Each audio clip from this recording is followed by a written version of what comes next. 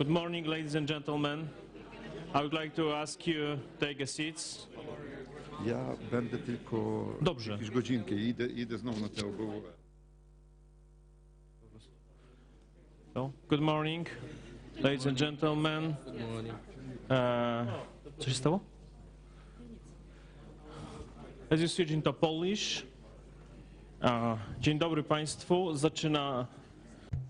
Good morning, ladies and gentlemen. Please take your seats at the table. We're all there. So this is the second day of our conference. We have online streaming, so welcome to all those of you watching us online. Thank you so much for coming after yesterday's hard work. It's not going to be easy today because we still have two big debates to go and then a final session. So we will spend this time till afternoon. Now let me give the floor to Adam Reichert, who... Adam є. Дякую. Адам Рейхард є головним редактором журналу New Eastern Europe і експертом так само у справах безпеки.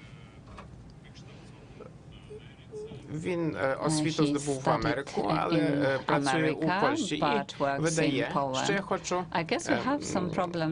Перепрошую, в мене проблеми зі звуком. Щось відбувається. Аго, ви мене...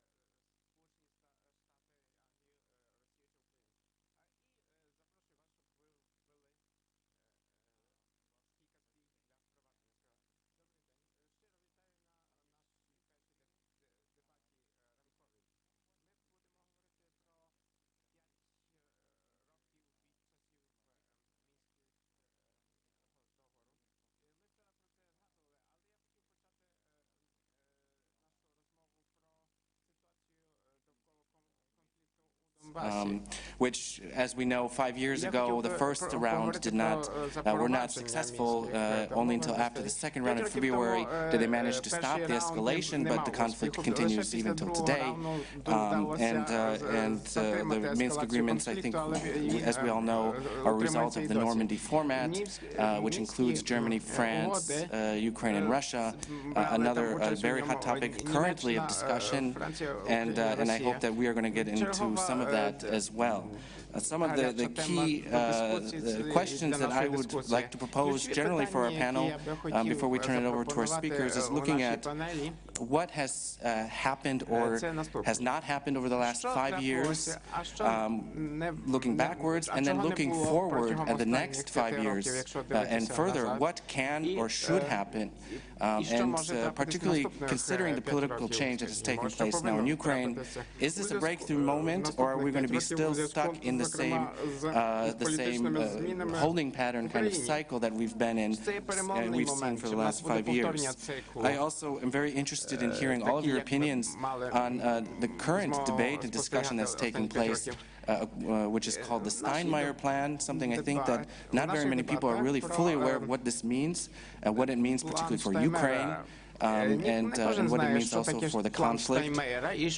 And of course, looking at President Zelensky and what his plans are for resolving the conflict. So for our discussion, we have two esteemed guests with us, as well as two very excellent experts to discuss these questions.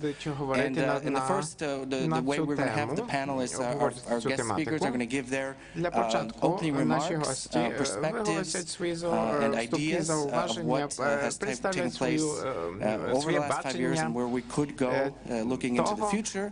And I ask maybe 15 minutes each per discussion, and then we're going to turn it over to our experts who are going to give us their reactions and remarks and perspectives, and hopefully we'll still have some time for discussion with all of you, as this is obviously one of the most important topics when we're talking about the situation in Ukraine today.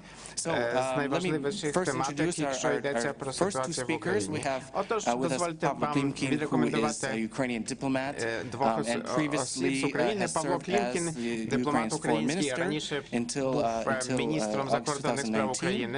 And we also have with us Boris Tarasiuk, who also is a former foreign minister of Ukraine, I believe 2 times, as well as a former deputy in the Verkhovna Rada, and as well as the founder of the Institute for European Cooperation in Kiev. Thank you both for joining us, and I would like to start maybe with Minister Klimkin with your remarks. Thanks, Adam. Firstly, it's great to be here. I very much appreciate the whole idea launched by many of our friends, but especially by Pavel Koval, about getting sort of perception what's going to happen as a result of revolutions in Ukraine, why it has taken us 3 revolutions to get where we are, and why it's still not enough to get where we are. And it could seem like slightly philosophical discussion, but for us Ukrainians it's definitely not. For our friends the same way. So it's important to have friends like Pavel who understands Ukraine, who are committed and very devoted, and not teasing up. It's great to see Pavel, browsing around like Steve Jobs with the mic hanging on, someone leading our discussion. It's always good. And thanks a lot for the opportunity to be there and to have a chance to have very, very honest and straightforward discussion on that. Look, let me restrict my remarks to 2 points, actually 2.5 points, and to let more time for discussion, because it's not about getting speeches, and we are all good in having speeches all around. And because I've been for 5 years in a way in charge of many negotiations, I'm going to try to give you a sense of personal touch from what was going on and why. Let's get from the very beginning, and it's important to understand what were the goals of key players in all this exercise. What was the goal of Russia? Definitely it was not to get occupied Donbass as Russia controls it now. Russia is not interested in the occupied Donbass at all. Russia does not care. Donbass is important for Russia as a tool, as an instrument, nothing more, but also nothing less. From the very beginning, and I know it for sure from different sources, the plan was to split Ukraine creatively and to try to create a different reality. It was not just about Crimea. Now we know that Russia planned taking up Crimea at least from 2005. I believe even earlier, but we don't have any reliable data about that. But the whole idea was to create a very split reality with New Russia, Novorossia. You know, now this bit terminology is quite famous. And actually, the whole drive, emotional drive of people, everybody, you know, fighting, volunteers helping them around and assisting, and Maidan somehow breaking out of the special emotional prevented Putin and the Russians to shape up Ukraine as Putin wanted. So, if you talk to people close to the Russian sources, they admit it was a fundamental disaster in 2014 in the sense of Putin's plan. And the first bit of Minsk agreement, September 2014, was in a way the first attempt to get to a sort of settlement. It was for me a futile attempt, understanding that Putin's goals were completely different. And many people believe now that Minsk is all about February 2015, when Putin tried to engage in the most ferocious attack from the beginning of 2014 to push everybody, not just us, but also other participants of Normandy format and the Americans under pressure, and to get a sort of reality on his terms. And Minsk, as you have it, and remember, it's not just about Minsk agreements, you know, but also about short communique, somehow discussed and supported by Normandy leaders. And it was about different issues. It was about gas, it was about free trade area FTA, so all kind of points which are important for us, but in a way important for Putin to prevent our further European integration. And it shows again why it was so important. So my point is, and this is my first point, to cut it short, from the very beginning, Minsk was not supposed to be realized. It was a kind of twisted compromise where we had a chaotic, and I would say chaotic sequence of different ideas and steps, but without two fundamentally important ideas how any kind of agreement could be realized. First, it's about sequence.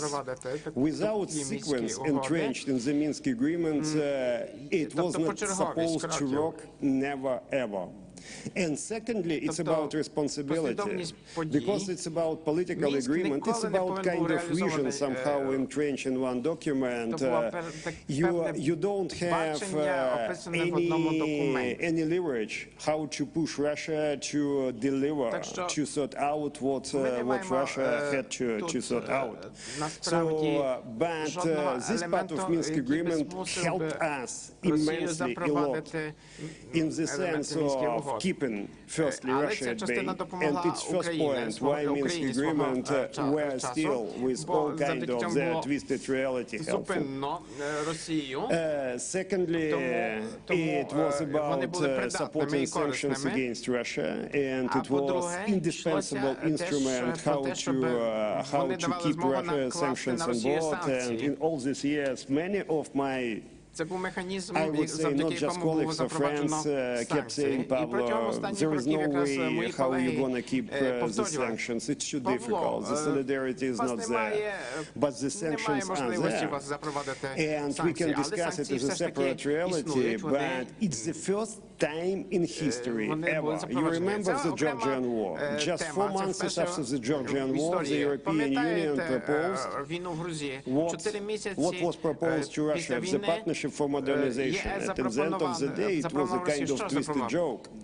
So here, we are able to keep sanctions for almost 5 years. And it's the first time ever in history that such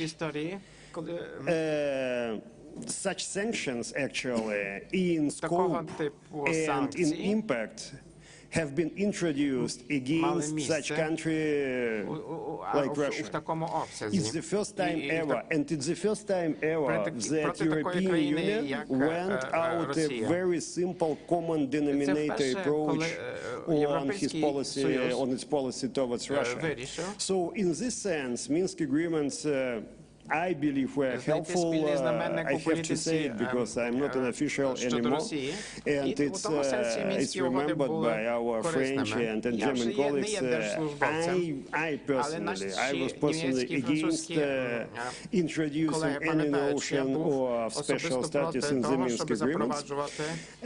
We had a very interesting discussion with the Germans, with the French, but especially with the Germans on that, with the German Chancellor. You know, probably in the future it would be worth putting on paper, just to explain how it was happening, what were the stakes. But fundamentally, and it's really my first point, Minsk agreements from the very beginning were not supposed to be realized in a direct and straightforward way. 2 points were missing, and it's the sense of sequence, a kind of what we normally call roadmap. We like, you know, these bureaucratic bits of terminology. And secondly, the leverages. So, skipping a bit the whole reality, how it was happening, the sense for the future. I not just believe, I'm absolutely sure that Putin's goals are absolutely the same now. Putin is not interested to sort out Donbass as such. It is not a point on his mind. Russia is afraid of a number of leverages we have at hand. One is legal cases against Russia, on Russia breaking a number of key international conventions, like suppression of terrorist financing, like suppression of racial discrimination, MH17 and a number of them. It's not just about money, and we can speculate about the scope of money. I believe, and it's a kind of estimate, I would ask not to take further on out of this room that it should be definitely more than 10 billion, but it's a very conservative estimate. But fundamentally, it's even more important in the sense of imposing legal points on legal leverages on Russia in the future, getting them from their flexibility to use different legal instruments. Of course, it's about what we have in the sense of getting more independence from Russia. But fundamentally, Putin's goals, and it's my second point, are completely the same. What Putin will be trying to do is to use occupied Donbass as a kind of nucleus for his model of federalization of Ukraine. And it's a kind of deep federalization according to the sense of introducing quasi-veto right for all kind of defense, foreign policy, and economic decision of the central government. Just imagine, for example, Kiev wants to have a special project with Poland on infrastructure. It could be highways, it could be railways, whatever, and people in Donbass with their sense of devolution saying, no, we don't need it, we're gonna get it from Russia or from nowhere. You know, it's a bit of oversimplification here, but the mindset is like that. So with speculating what's going to happen, and let's push it for the oncoming discussion, my idea is that Putin basically will play between two sets of scenarios. One is to try to fragment Ukraine as such, and not to have Ukraine as such as democratic and European підсилити Україну, і щоб вона не була демократичною країною європейською, а по-друге, буде намагатися досягти федералізації України.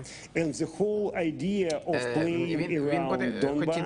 планує, Кремль про це думає, це розігрування Донбасу, ціла концепція збуджування емоцій, наприклад, позитивних емоцій в наших серцях веде в напрямку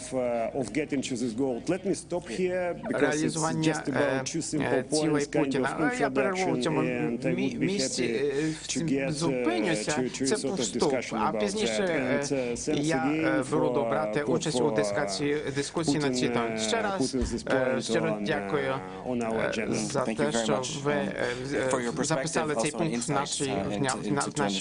нашій розмові. So let me now hand it over to Mr. Taretiu for your remarks and help us set up this discussion of our topic. Thank you. From the very beginning, I would like to express gratitude to, first of all, Pavel Koval, who was and is a driving force behind this project of three revolutions.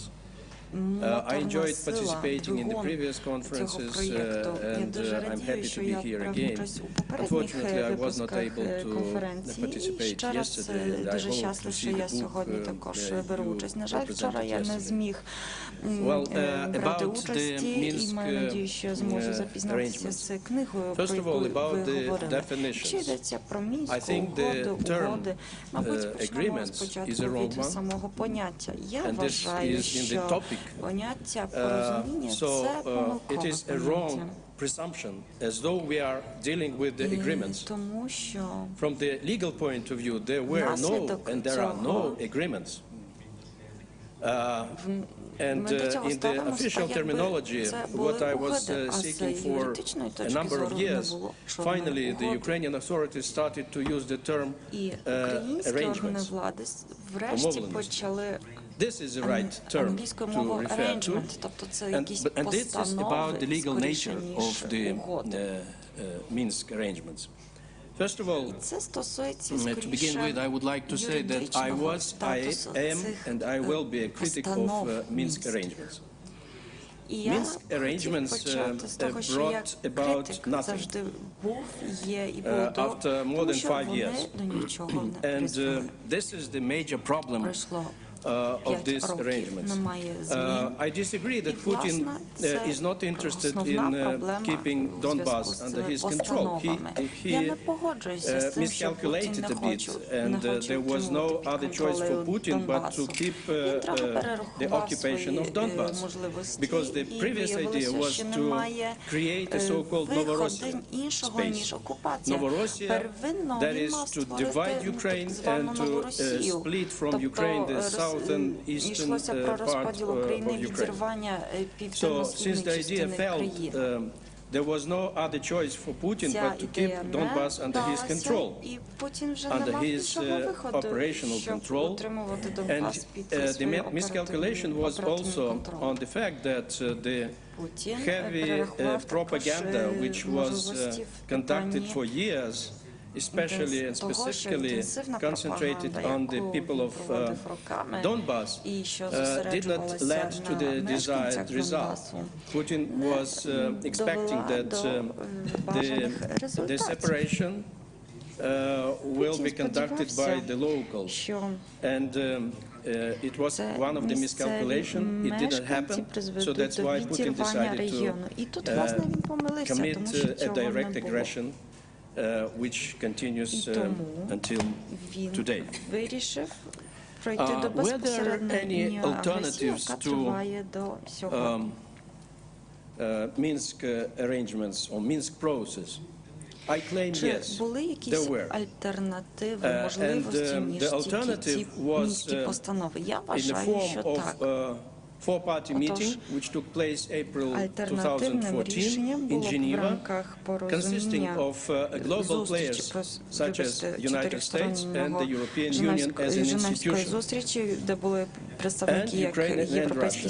So unfortunately, the then Ukrainian leadership didn't understand the perspectiveness of this format, and finally they were persuaded in switching to the format which is known Normandy and Minsk format, which was a mistake, a strategic mistake on the part of the Ukrainian leadership. I think that the alternative to the Normandy format even today exists. And this alternative was expressed not that long ago by newly elected President Zelensky, who suggested to amend the Normandy format with the United States and United Kingdom. And I dare to say that I was favoring this option for many years after 2014. Why? Because one of the co-authors of Budapest Memorandum on National Security Assurances of '94, I was and I am of the opinion that we have to include United States and United Kingdom because these two countries gave us national security assurances in the Budapest Memorandum on National Security Assurances. So that's why it is quite natural and logical to include and to invite US and UK, which was done recently by President Zelensky. It was absolutely correct step. Why I claim that the Minsk arrangements are not agreements.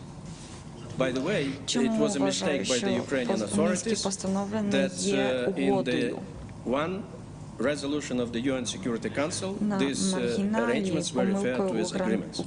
This was a mistake. And the legal nature, what is the legal nature of these three documents, 3 or 4, whatever? Well, they are not legally binding. They are not legally binding. And you will see no commitments whatsoever, neither from Germany nor from France, being a participants of the peaceful settlement. There are no signatures under these Minsk arrangements, neither by Hollande nor by Merkel. And I think that this was done intentionally. And this was a mistake of the Ukrainian leadership.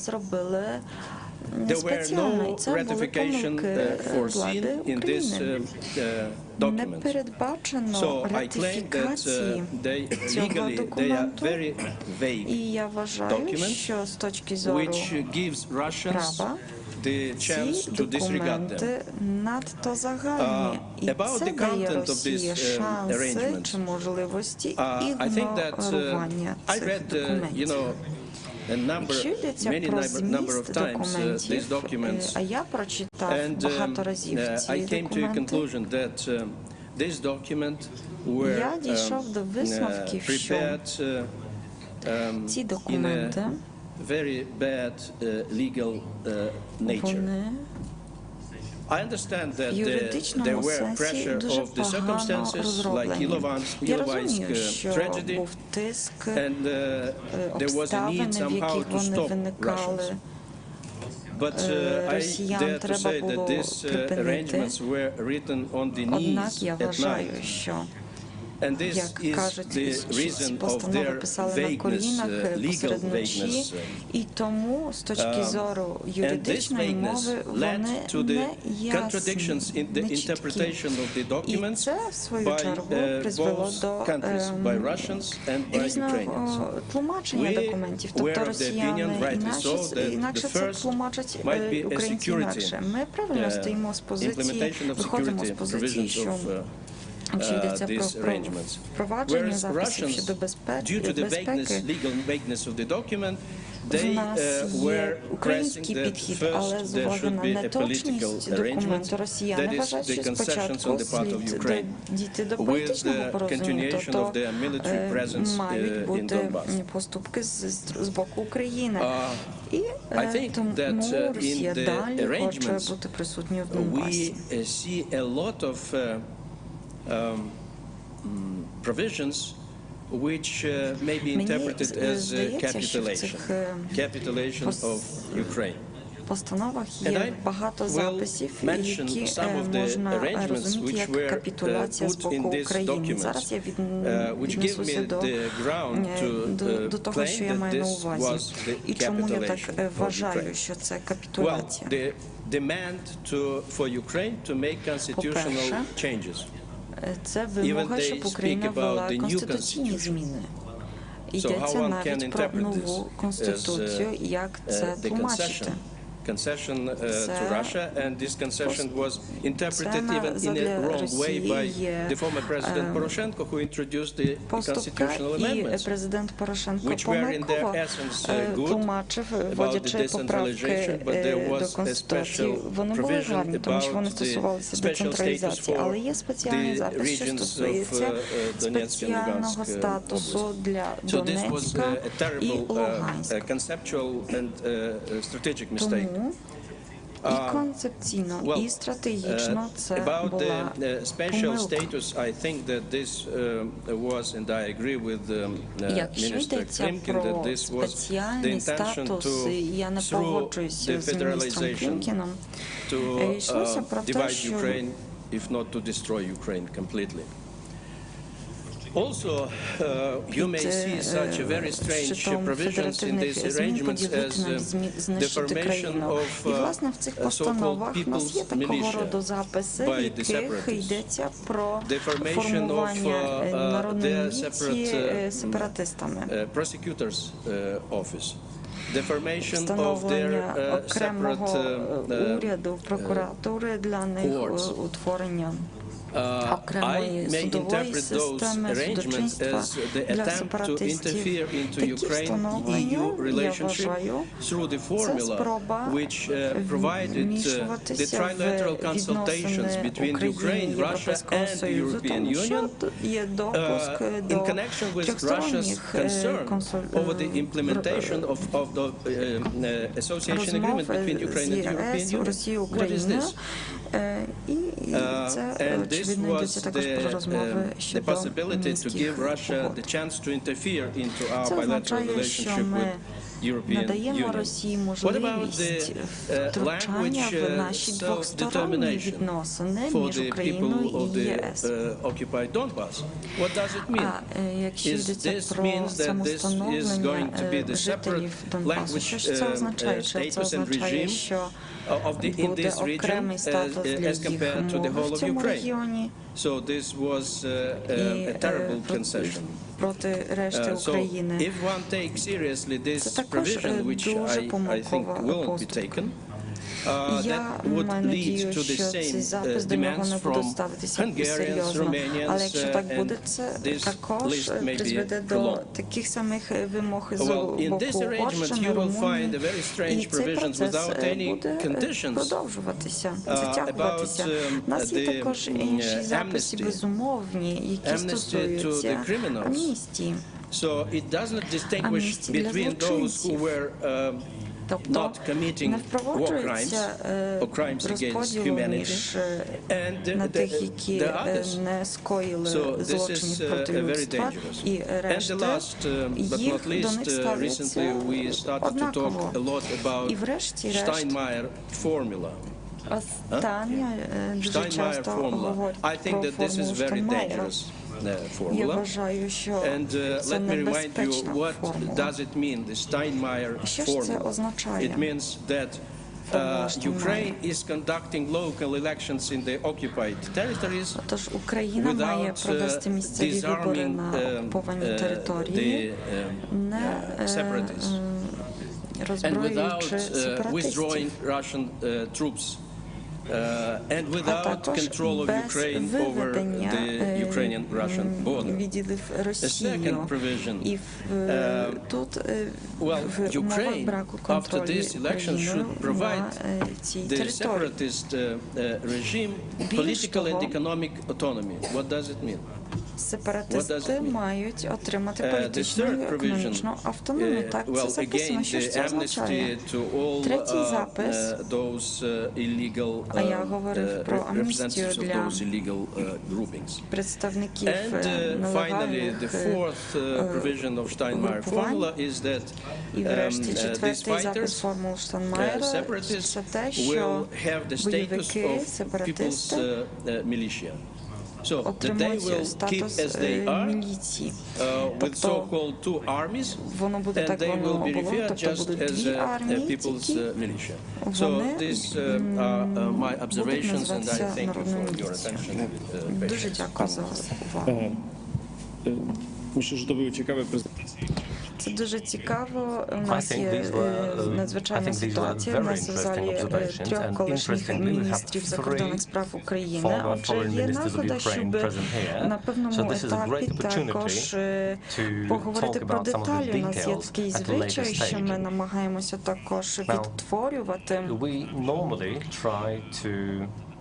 деталі сучасної історії і користаємося присутністю осіб, які її створювали. Тому я звертаюся до наших експертів, які зараз приєднаються до нас, і до Павла Клімкіна. Наскільки цей сценарій, альтернативний сценарій, на твою думку, після декількох років з цього женевського формату був можливий для проведення? І коли ти вважаєш, було вже зрозуміло, що женевський формат не можна його враховувати. Я знаю, що ви в червні сталися міністром, а це все проходило раніше, але це момент, коли можна розпочати дискусію або намагатися відповісти на ці точні, чіткі запитання.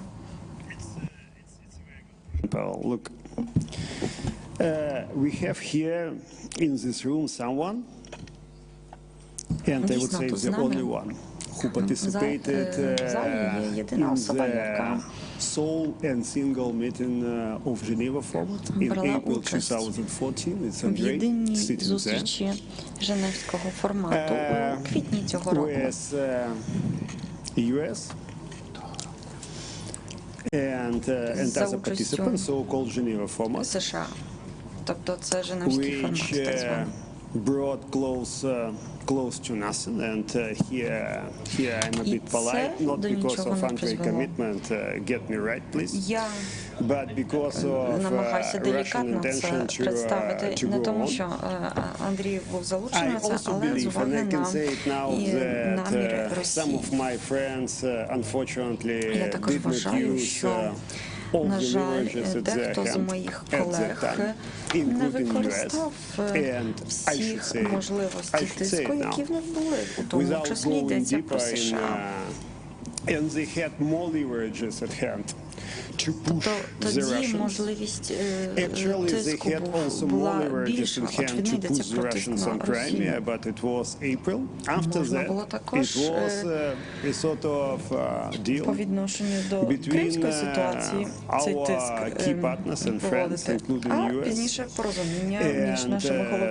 And Merkel was leading on that, Obama was leading on that. As you know, this deal has been stricken because of, and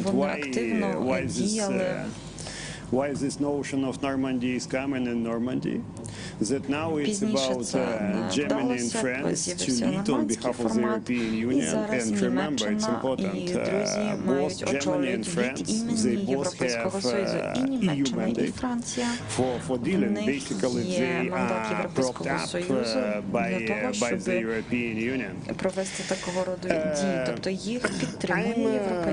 I'm a bit, how should I say it? I'm a bit sarcastic in saying that changing format would have brought something in the sense of alternative way forward. US from the very beginning have been involved in different tracks.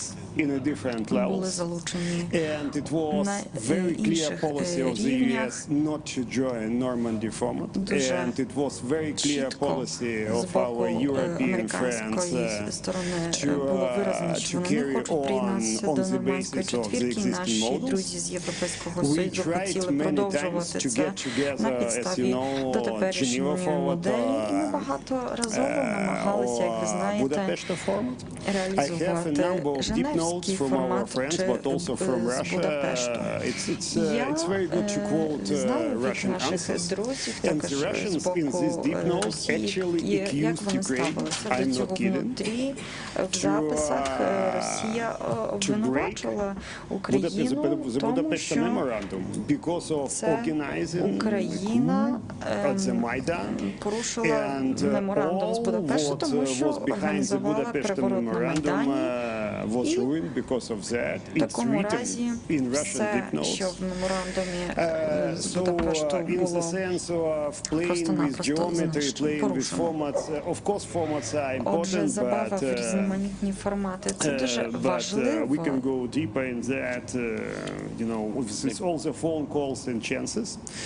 Але це тільки інструмент для досягнення певної мети.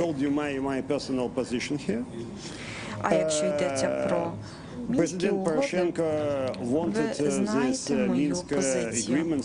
Президент Порошенко хотів, щоб ці угоди чи постанови, щоб до них ставитися як до політичної справи. І тут можна розмовляти, чи це угоди, чи постанови, тому що вони дійсно не мають юридичної сили. Але є фундаментальні пункти, про які слід нагадати.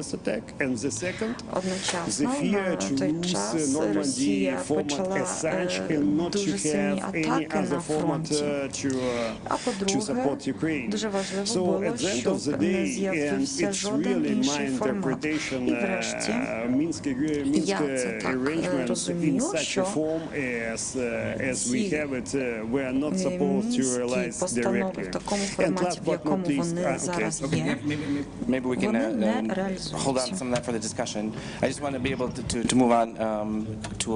Вже зачекаємо, я би хотів теж інших учасників панелі, щоб ви сказали від себе. Перепрошую, що я вас перебив. Може, Анна Дина, яка є експертом у справах міжнародної безпеки Польського інституту міжнародних справ, покаже кілька, може, слайдів, коротка доповідь. Przejdę na polski, żeby może tłumaczyć. Я прийду на польську мову, щоб було легше. Дякую за запрошення до участі в дискусії. Я хотіла звернути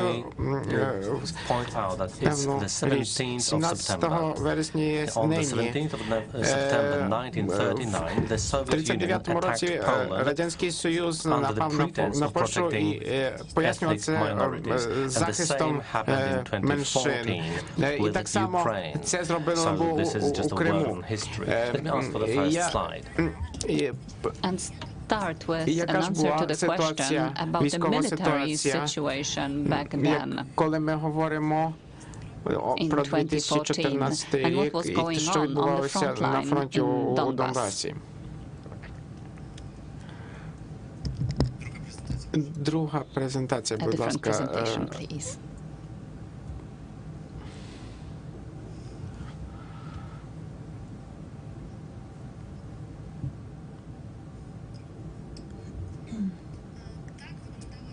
Так виглядала ситуація 25 квітня. Прошу ще попередній слайд. Так виглядала ситуація 20 квітня, коли розпочиналася операція АТО. And this is a very brief presentation of maps of what it looked like. Тобто до літа, до липня 2014 року було видно, що АТО має шанс бути успішним. Це слайди Міністерства оборони.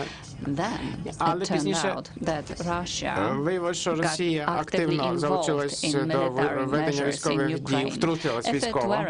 Бо якби не Росія, то б would have been то мало successful. успіх. And І ми б today не we говорили wouldn't be ані talking про about мінських Minsk 1 or Minsk угодах 2 один, ані два. agreement. То було б We would питання only be тільки, talking що Україна about би what Ukraine мусила has to зробити do у внутрішніх internally справах своїх. Якщо йдеться про врегулювання ситуації на Донбасі, протидії російської пропаганди. І я бачу, що ми знову зіткнулися з технічними проблемами. Це не працює.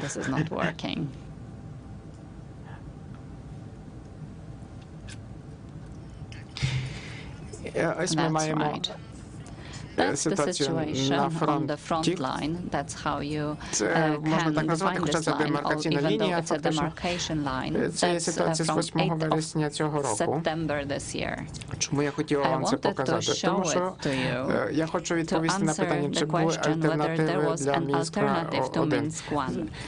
Була така альтернатива до моменту, коли Росія втрутилася безпосередньо своїми військовими силами Was there any other alternative later on? I would be less critical than Minister Tarasiuk. Може, менш критичний, ніж міністр Тарасюк, що йдеться про українську позицію. Я думаю, альтернатив не було, тому що гинули люди, була збройна операція, тому що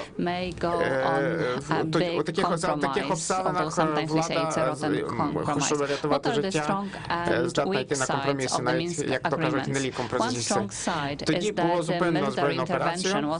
Якщо йдеться про слабкість, то панове міністри говорили, тоді йшлося про політичні аспекти цієї справи в сусідніх держав, не тільки Росії, європейських країн, НАТО. Чи можна було реалізувати це все? Не можна було це реалізовувати.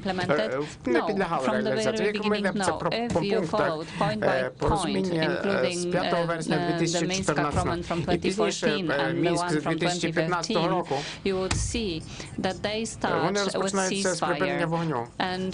А фактично припинення вогню ніколи не було, весь час ведуться військові воєнні дії.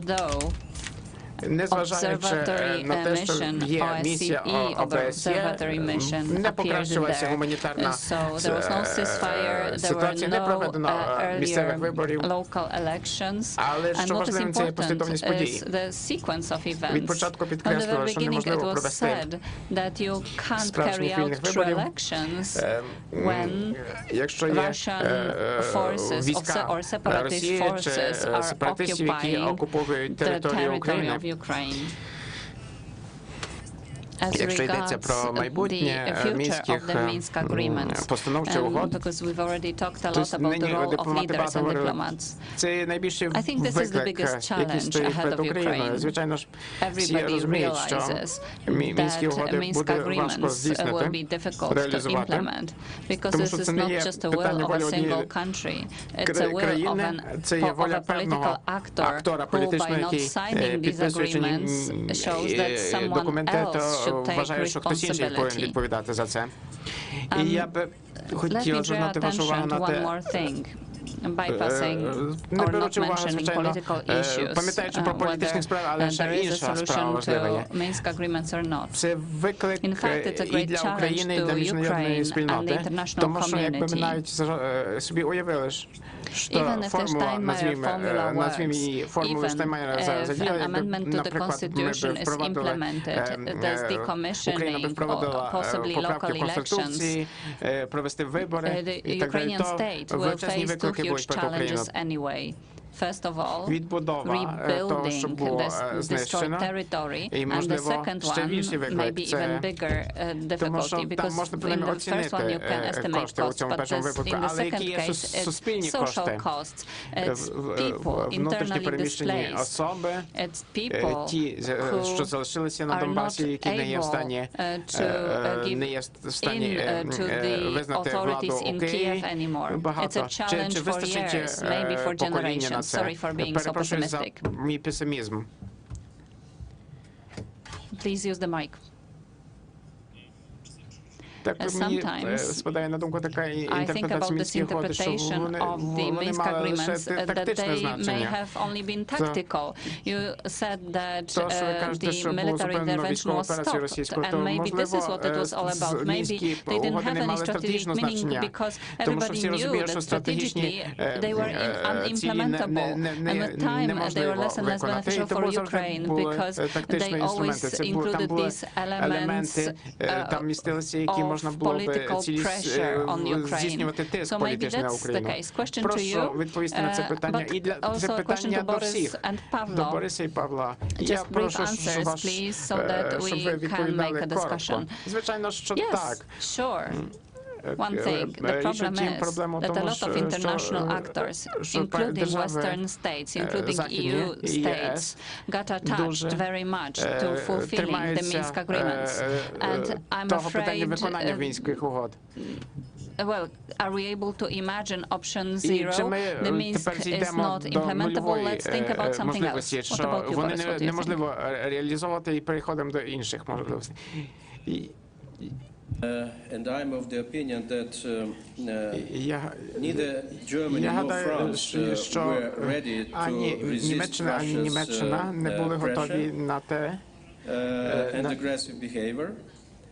And I interpret the results of the Minsk arrangements as concessions provided by Germany and France under the pressure of Russia, and this gave Russia a chance to pressure Росії під впливом її натиску. Even in 2015, навіть у 2015 році я не бачив full-scale consistent position between Germany and France. It's important to understand. Якогось спільної позиції між Францією і Німеччиною. Найважливішим гравцем у Мінську була пані канцлер Меркель. Те, що зробило вона, допомогло насправді вийти з нормандського формату. Чи це було добре, чи зле, це є теж питання дискусійне. Але два чинники. По-перше, цей результат. In the sense of mainly Merkel here, who tried to get people back to discussion many times and was partly successful. And secondly, very effective actions of our militaries near Debaltseve, who were able to get out of over there. The combination of that basically got tension out of the situation. So I don't believe that Germany and France at that moment of time could have done more under present conditions. Of course, as Ukrainian, I definitely want more from everybody, US. But it's a sense of reality I had also 2015. And interesting to just refer to a remark yesterday, there was a comment that someone said that the fear is the risk, and the risk is that this turn into another, Bosnification, like a Bosnian situation for Ukraine. Because the aim of the agreements was to stop the fighting, but they haven't really gone any further than that, and they're still stuck in kind of that period. So let us bring it to our last speaker, Beata Gurska-Winter from Warsaw University, also an expert on international security and defense. Welcome, and we look forward to your remarks. Beaty Gurki-Winter z Warszawskiego Uniwersytetu, ekspertu ze spraw międzynarodowej bezpieki. Дуже дякую вам за запрошення у цьому фантастичному проєкті. Якщо йдеться про мінські угоди, well, just like you suggested, maybe I will not be reading out a speech, particularly since most of the things have already been mentioned. But since we are discussing the Minsk agreements, And Ваше, Pavel, you asked whether it was supposed to be tactical or strategic in nature.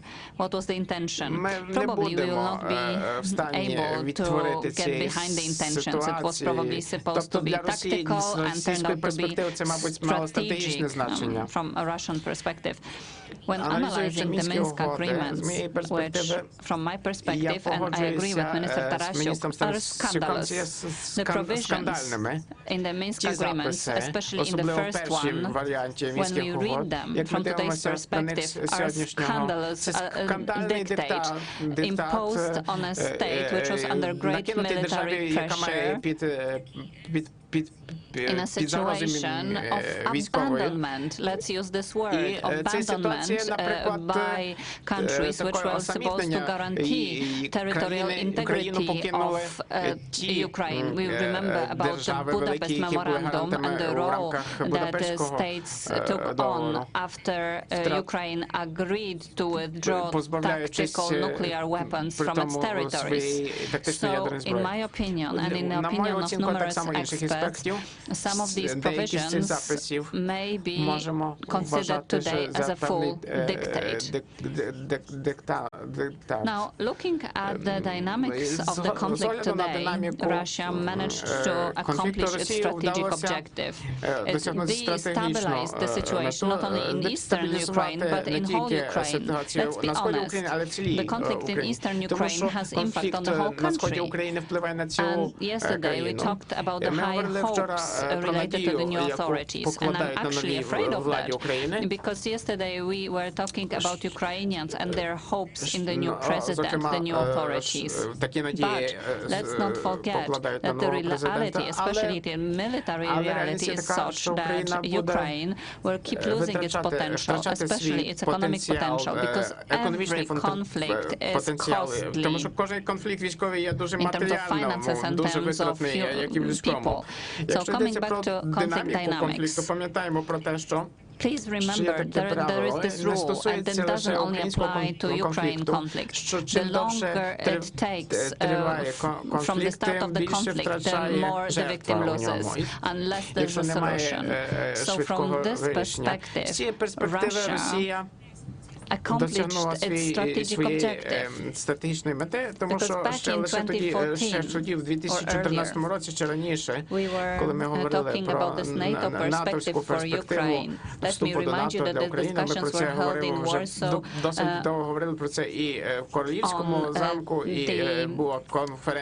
Royal Castle. There was a summit, Ukraine, NATO. We were talking about the possible participation of Ukraine in NATO, about the reforms of the security sector with the involvement of advisors from Poland as well. So in 2014, this perspective was shut down.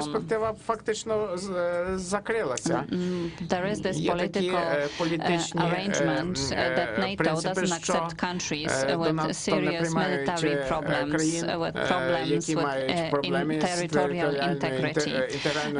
Countries that are in a conflict, regardless of who initiated the conflict. So, in this sense, Russia was able to accomplish its goal and make sure that Ukraine is not becoming a member of NATO. The further we are from the conflict, we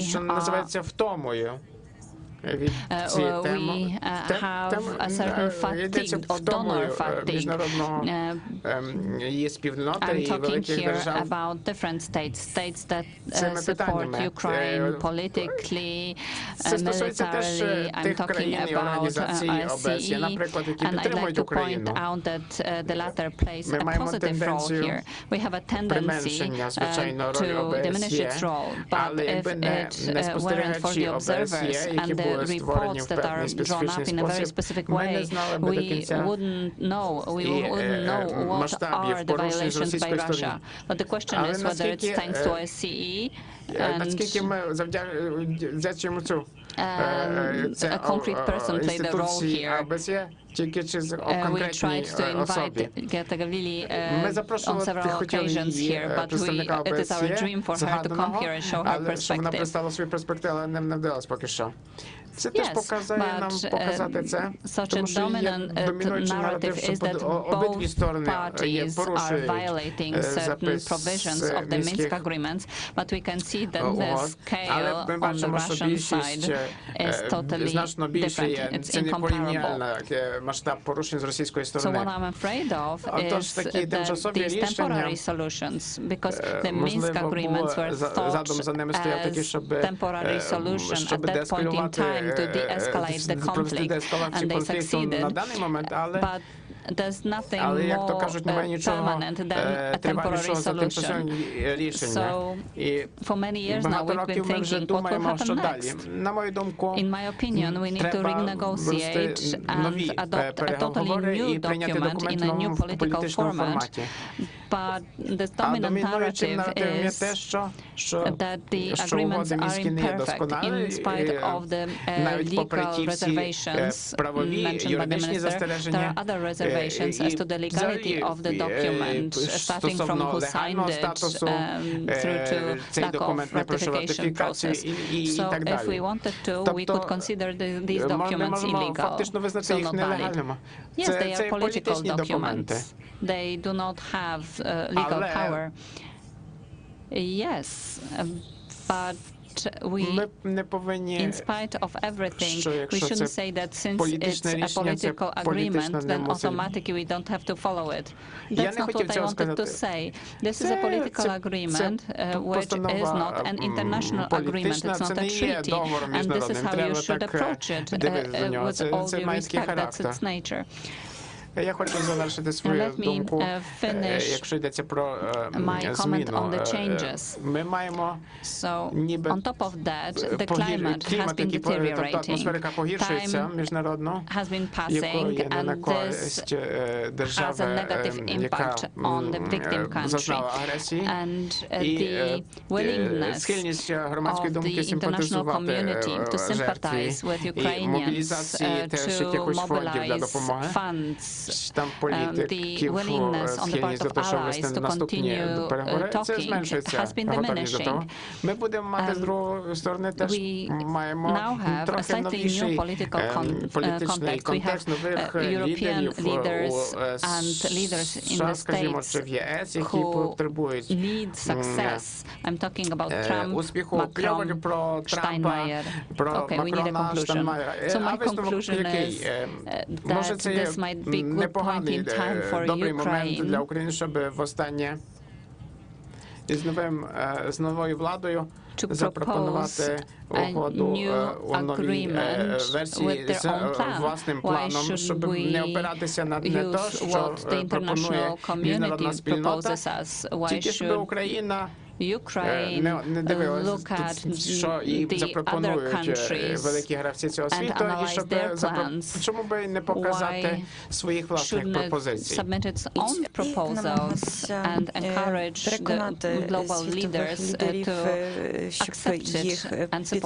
Як це зробити, можна далі розмовляти. Дуже дякую. Я мав Андрій Дещиця wanted to join us as a chair for you, so we will have 3 ministers sitting at a table. I don't know whether it happens often in Ukraine. Not really, it doesn't happen often. Thank you, Pavel, for organizing the conference. So you decided to tell us what was happening, what was going on before Pavlo Klimkin became PM. Another conference organized by OSCE. The organization is also plays quite a role in Ukraine now and in Ukrainian-Russian conflict. But it's a part. I wanted to comment a bit on the question you, Pavel, asked, and Pavlo responded regarding the Geneva format. Yes, whether Geneva format is possible. Was there, but I think it's the best format for Ukraine to negotiate further steps. And the best answer why it's the best format is the fact that Russia do not like this. те, що Росії це не подобається.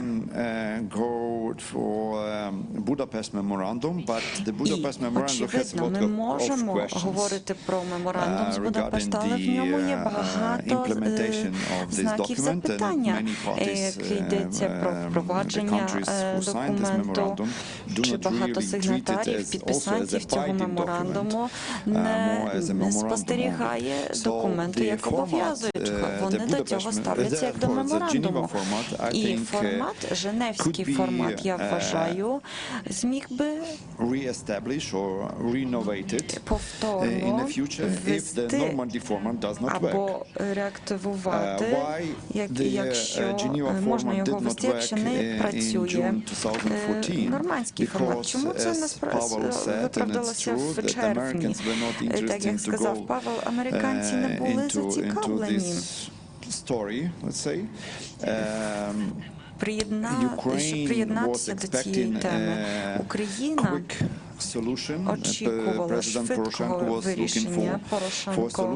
Президент Порошенко шукав рішення, яке дозволило б якнайскоріше завершити війну. Він вважав, що, мабуть, нормандський формат може в цьому допомогти.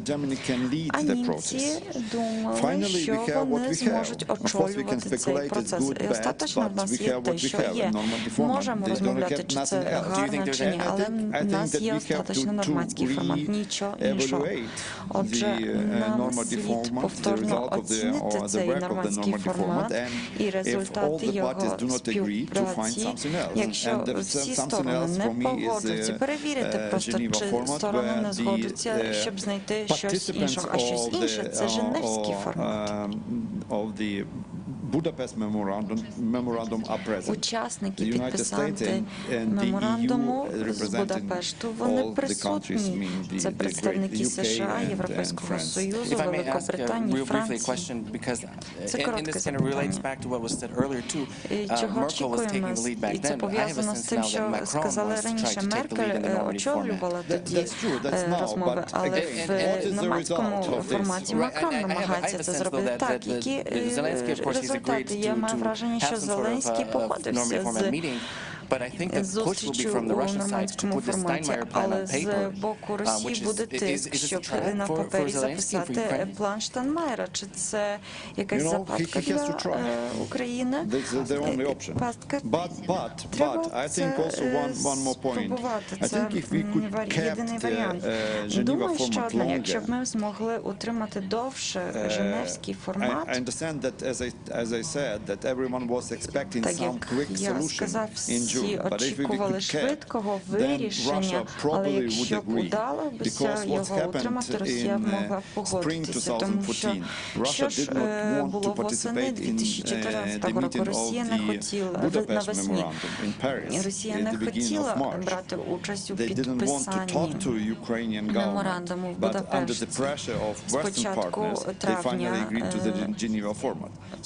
але під тиском вони згодилися на женевський формат. Якщо б був більший тиск на Росію, то тоді б цей формат був би продовженим.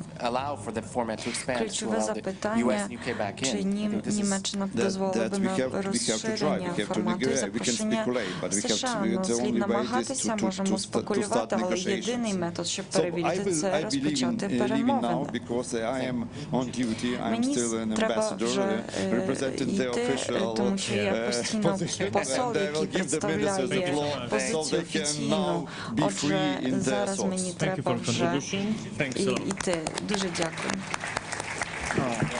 Teraz Paweł, a potem już James. A пізніше Джеймс. James.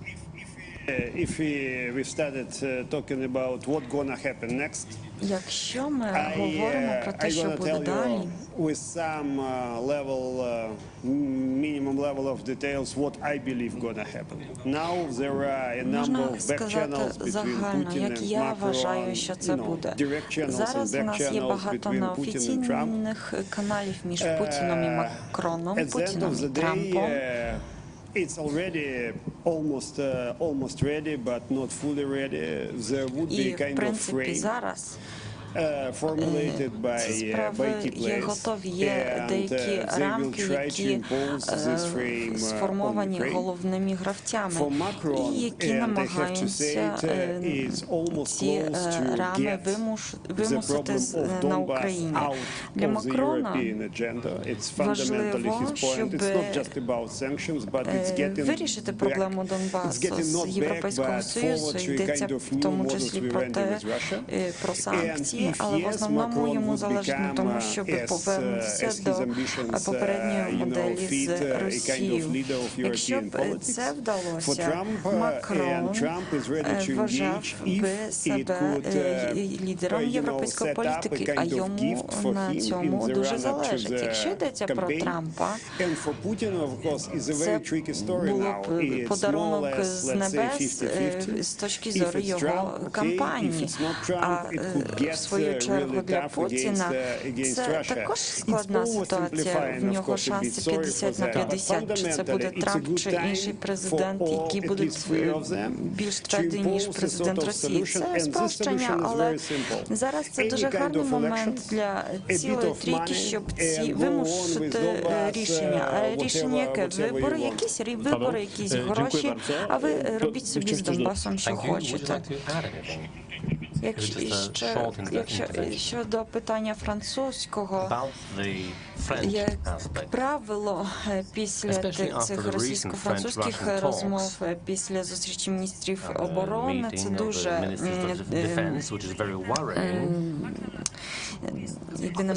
для нас це вважає. Макронові залежить на успіхи, і зрозуміло, що він шукає цього успіху на міжнародній арені, що це є якісь можливості для України, щоб переконати Макрона, щоб однак ця повістка по питанню України чи відносин, питання конфлікту були настільки модеровані, щоб Макрон міг проголосити, що він вирішив конфлікт. І такий сценарій можливий.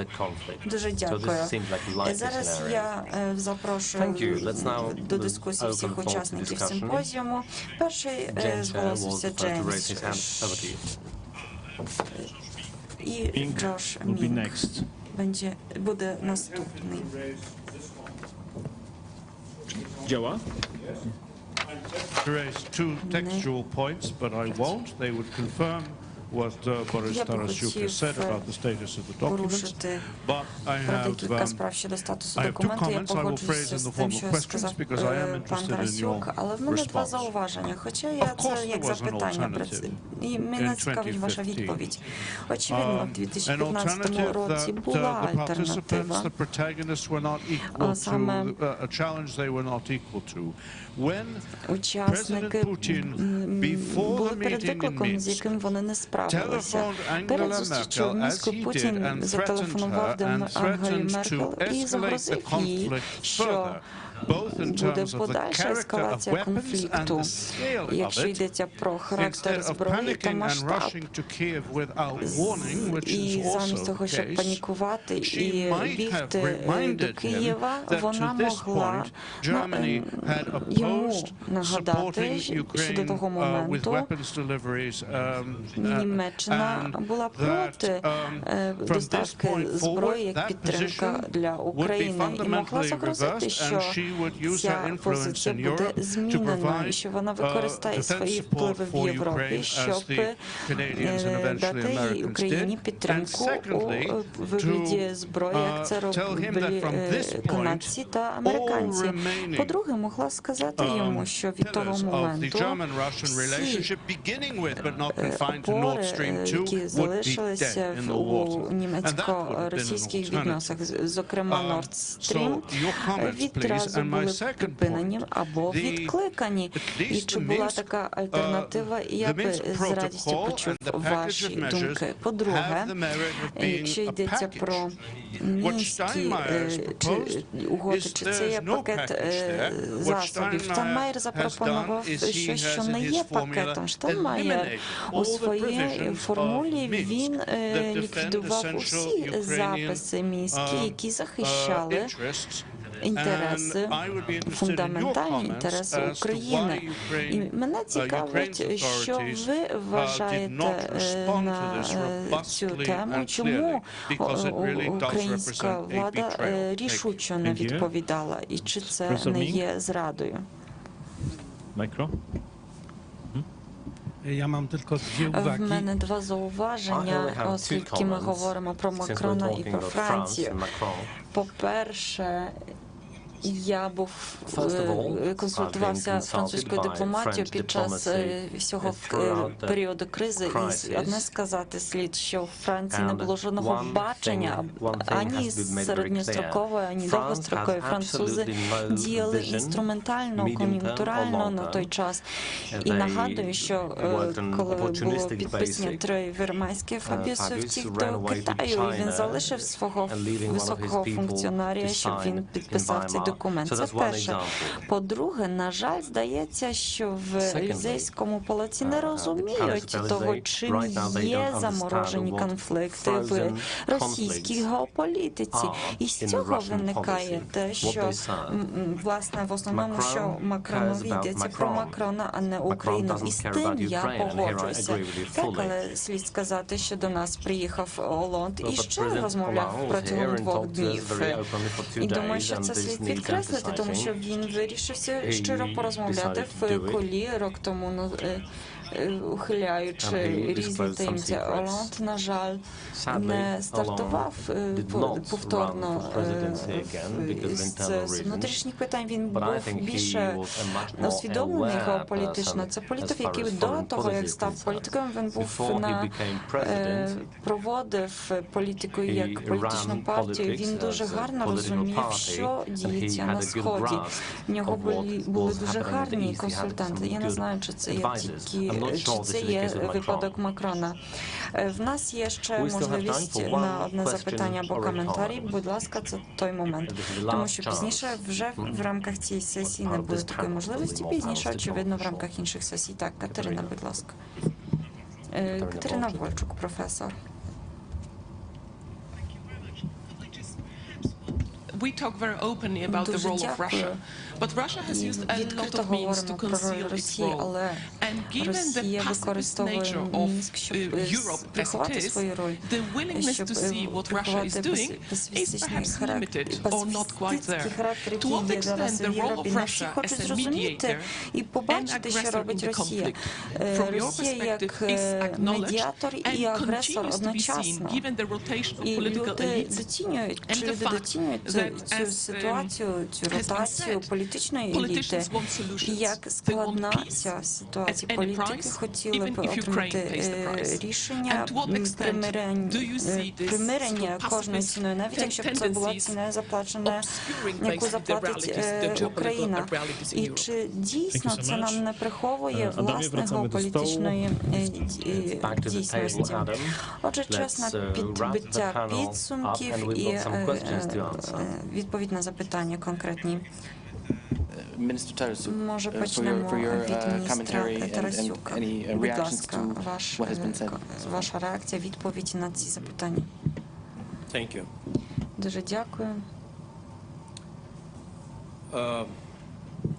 I will try to comment on the comments made right now, but I have some comments постараюся to віднестися до the коментарів, previous які comments. зараз прозвучали. В мене є зауваження щодо попередніх, також зауважень, коментарів.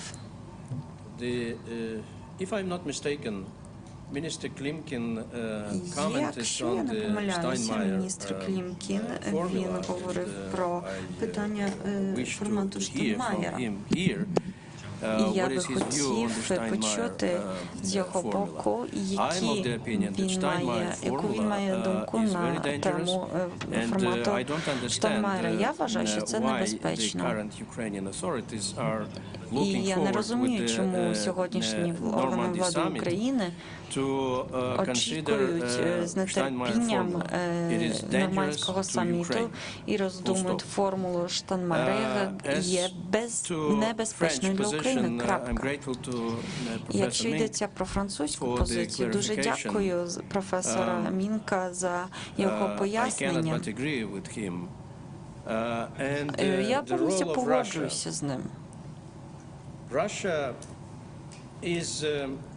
Яка роль Росії? Росія обманює міжнародне суспільство. Вона намагається впровадити враження, що в Донбасі взагалі не було росіян. І це є тому конкретна мета.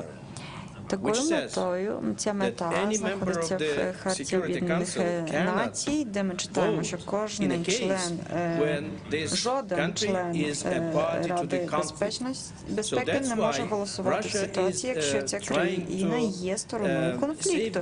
Таким чином, Росія намагається забезпечити саму себе і захистити себе перед цією статтею. Мені здається, що це 27 стаття. Тому що коли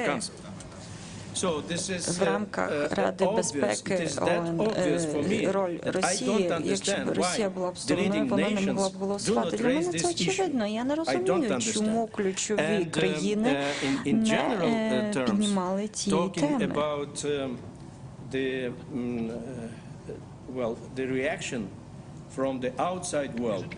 А якщо йдеться про реакцію зовнішнього світу, з самого початку світ перелякався агресивною Росією.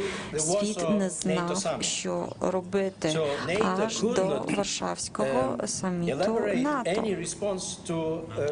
НАТО не було спроможне випрацювати відповідь на російську агресію. Я вважаю, що зараз це основна мотивація для того, чому Захід боїться Росії, чому він погоджується з поступками з боку України. І тут я пропоную, Анна, 2 хвилиночки максимум. Відповідаючи на питання Джеймса, дуже дякую, що ти не був дипломатичним у цьому моменту. Ми дуже делікатно з Беатою говорили про відповідальність міжнародних акторів стосовно того, що відбувалося в Україні, особливо у 2014 році. Але хотіла б вашу увагу звернути на одну річ, якої ми легко торкнулися. Демократична зміна влади, наприклад, тому що в країнах, таких як Франція, в Німеччині, дуже побилось, скажімо, втручання в військовий конфлікт. Це була громадська думка в цих країнах виключала це. А глянемо на Росію. В Росії це не питання. 20 років вже при владі Путін. І це є та перевага, яку Росія буде використовувати. Якщо йдеться про майбутнє, на жаль, Росія використовує свої уміння гравця. І я маю побоювання, що якщо йдеться про виключення і позбавлення права голосу в Раді безпеки ООН, то може стосовно Криму може так. Але якщо йдеться про Донбас, то вони скажуть, що їх там немає. І будуть заперечувати свої очі, будуть себе захищати. І, мабуть, їх підтримала б щораз більше їхні союзники, наприклад, Китай. Це виклик для міжнародної спільноти і побоювання втеди, побоювання щодо наслідків можливого втручання військового. І відповідаючи на питання пана міністра, чому Захід так боїться Росії, я думаю, що це не є питання страху. Механізми безпеки, які були встановлені на рівні НАТО-Росія, поки що якось працює. Це не питання побоювань чи страху. Це є, мені здається, це питання прагнення повернутися до business as usual. Тобто санкції обмежили можливість кооперації між підприємствами американських і європейських з Росією. І всі рахують гроші, рахують свої збитки. Роки минули. І тренд є такий досить очевидний, що повернутися до цієї моделі бізнесу, яка була до 2014 року. Як Україна може політично розіграти цю річ? В багатьох країнах ми маємо вибори. І українське питання може там знайти своє місце. І ці інтереси теж мають значення.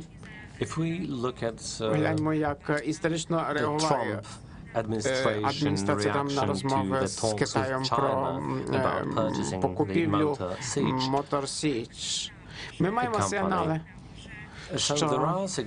що Україною ніхто не цікавиться. Це величезний потенціал теж для того, щоб робити з нею бізнес, теж у збройній галузі.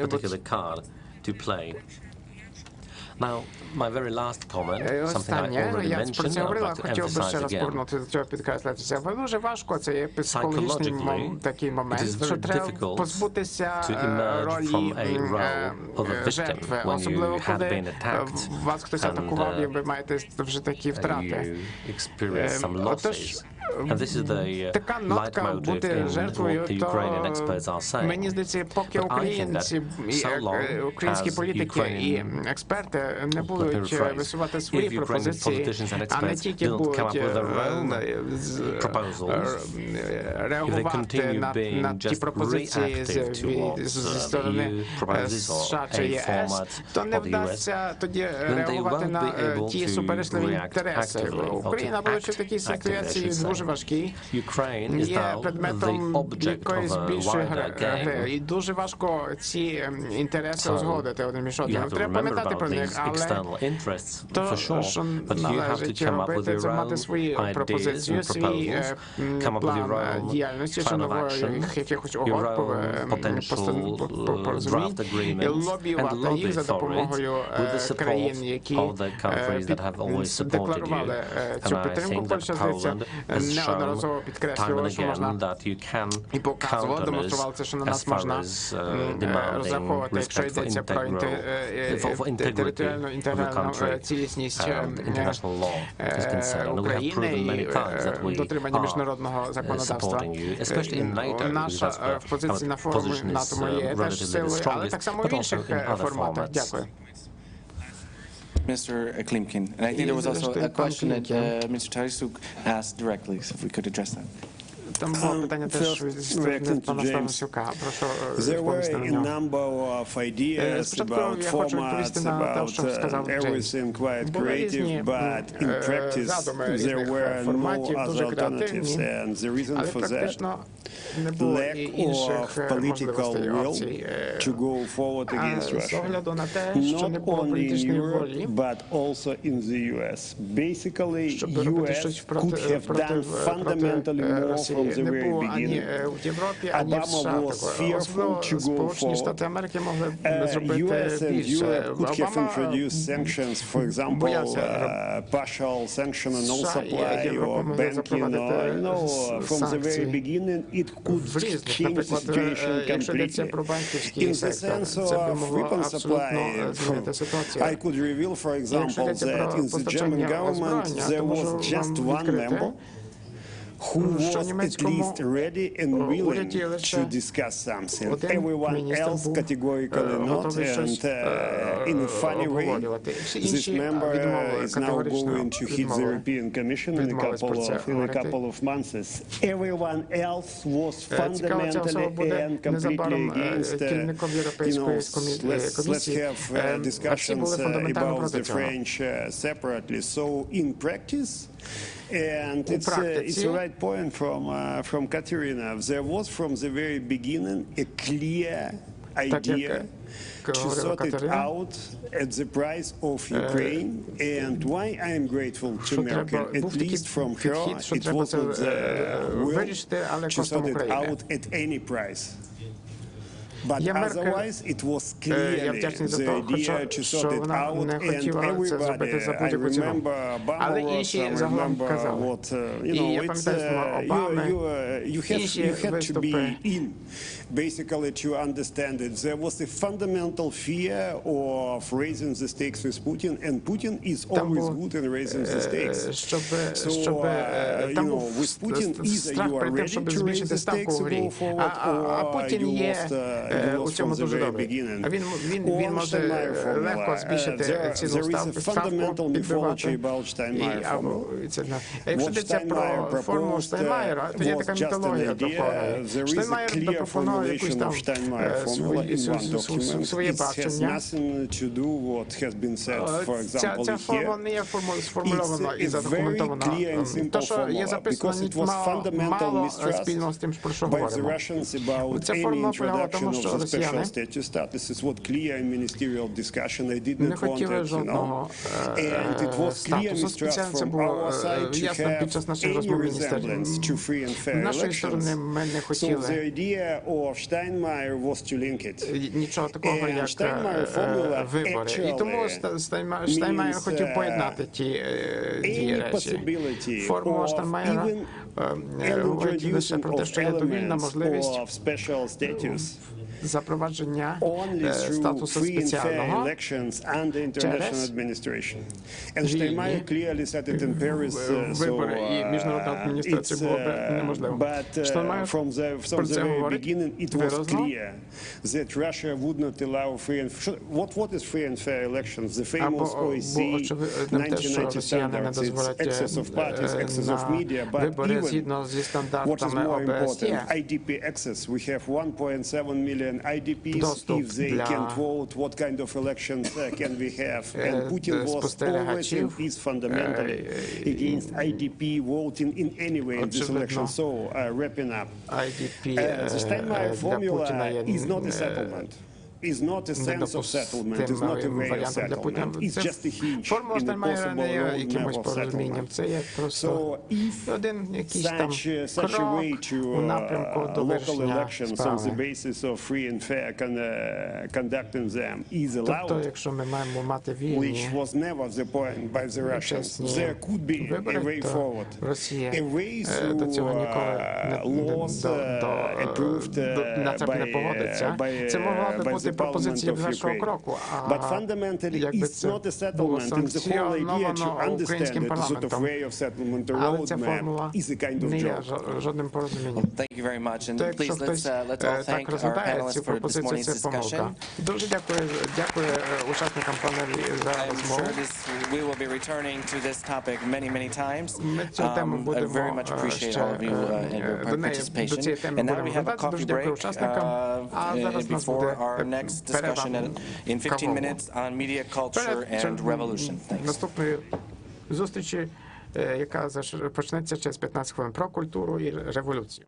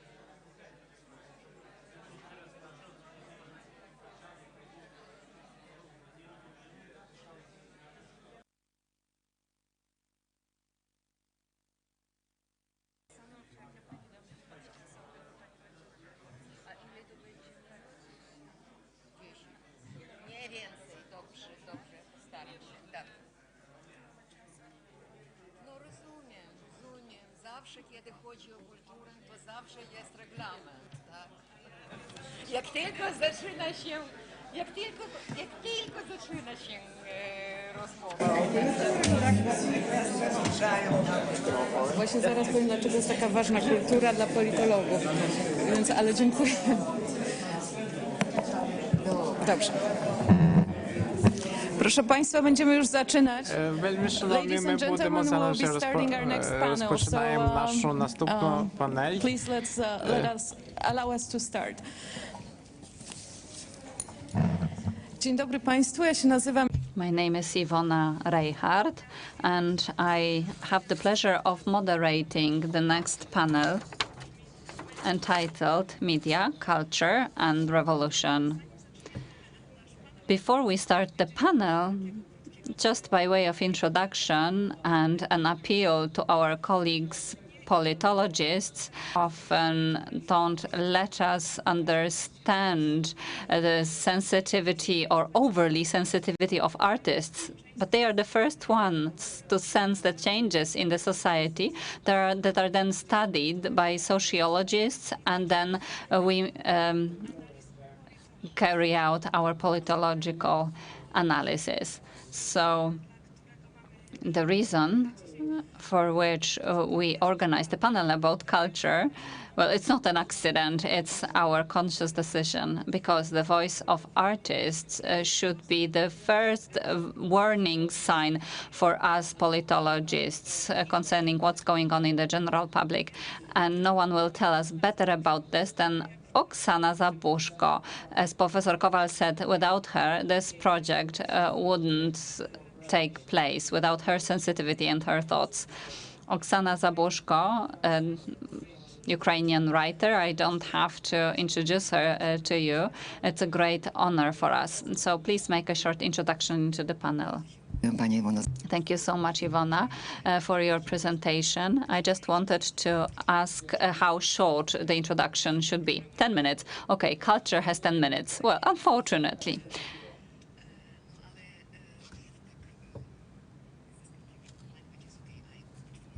Ukrainian. Я говоритиму українською.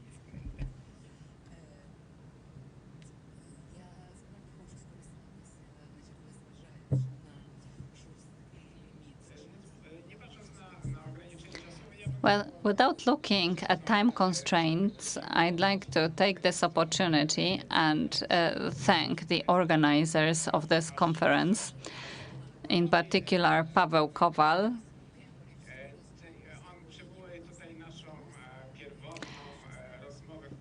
He referred to our original discussion in Cambridge when the project started. And it's really fascinating, and that this idea was realized in Natolin. When I saw the volumes on paper, I was really proud of that I was able to contribute to the implementation of this project. It's a very important study. Now, what is interesting is that we could see this. We could see the Ukrainian revolutions from a Polish perspective. We could see the continuity. Ukrainians themselves don't always see this continuity. The similarities between Solidarity and the first Maidan in 1990, we were able to make these comparisons thanks to Natolin studies. We could see the relationship to Solidarity quite clearly.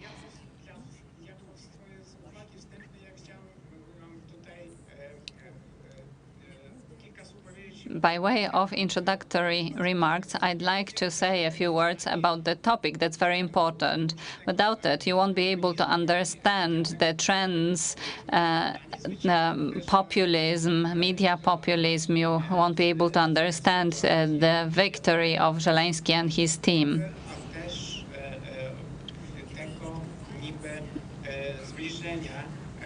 and you won't be able to understand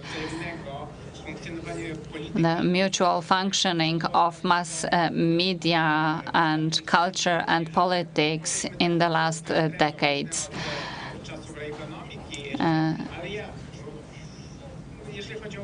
When it comes to the Ukrainian context, I'd like to refer to the past several years.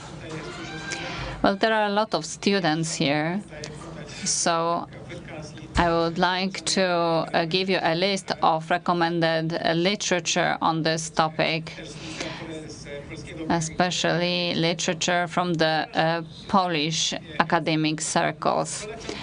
I recommend, just like Mr. Kowal, Andrzej Metzfel, who wrote an article towards New Ukraine. As cultural expert, he's able to put forward a lot of interesting diagnosis in terms of Maidan and other topics, and they have only been confirmed just now in 2019. So towards a new Ukraine. I read this article. Well, we all have a piece of artist in us, and I was reading it because it was for me like a review. And there was an interview with Oksana Zabushko. So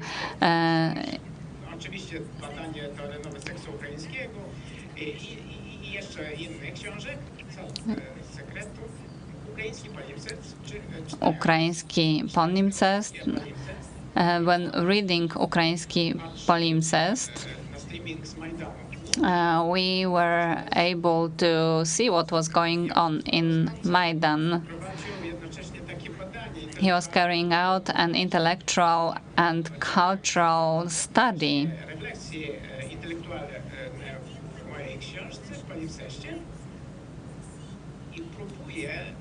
So he's trying to evaluate. Sorry, we are interpreting from the Polish interpretation from Russian, so we are not getting a good feed as English interpreters.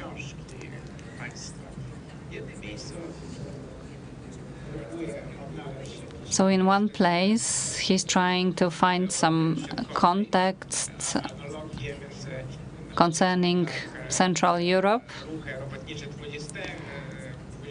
workers' movement in the 21st century, women's movement in the 12th century, their representation in Maidan, tents, Cossacks, military tradition. But maybe I'm not able to see something, and maybe I don't know how it is.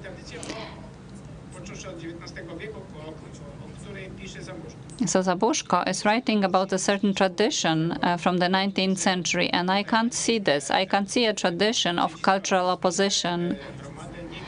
I don't see the heritage. I don't see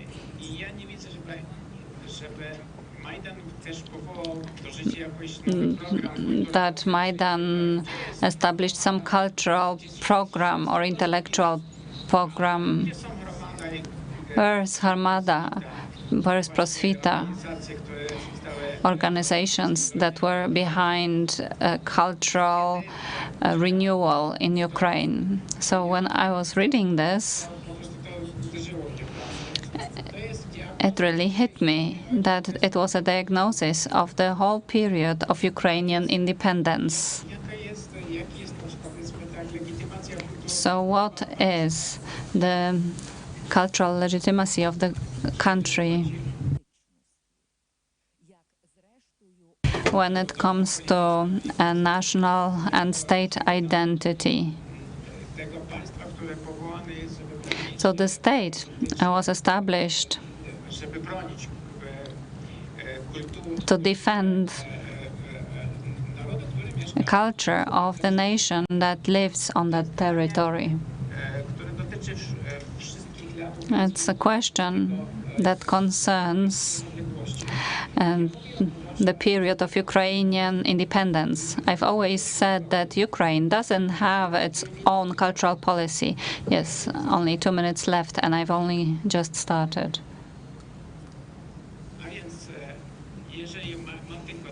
So since I only have 2 minutes,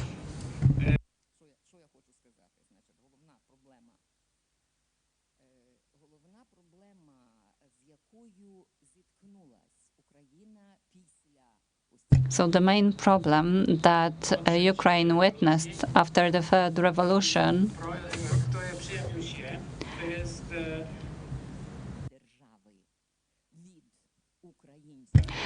is alienation between the Ukrainian state, culture, and identity. Something had to be done about this.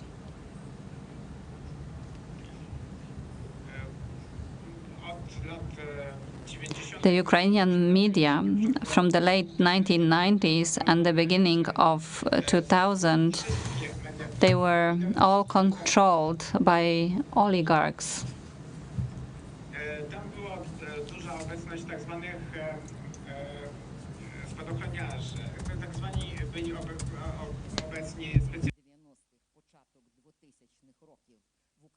So in the media,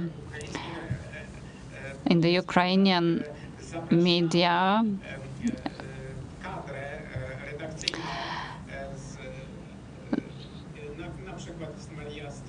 one would invite Maria Stolarova, for example, Intel channel. We heard about this as a result of a mistake. She was later deported. The editor-in-chief and her boss. So before Yanukovych, they were managing TV and all media. And the media were reflecting interests of anyone, but not the interests of their viewers.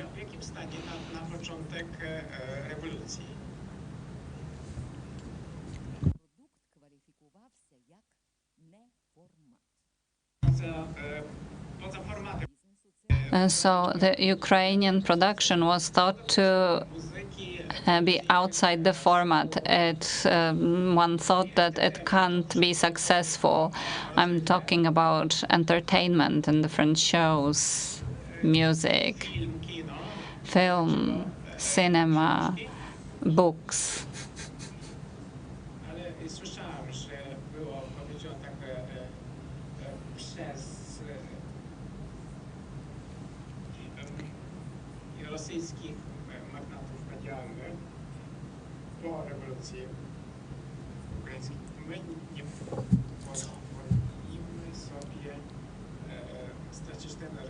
So we cannot lose this 40 million market that was said in the Russian language. So Ukraine was part of a common cultural space. Yes, this is the last of my. This is my last minute.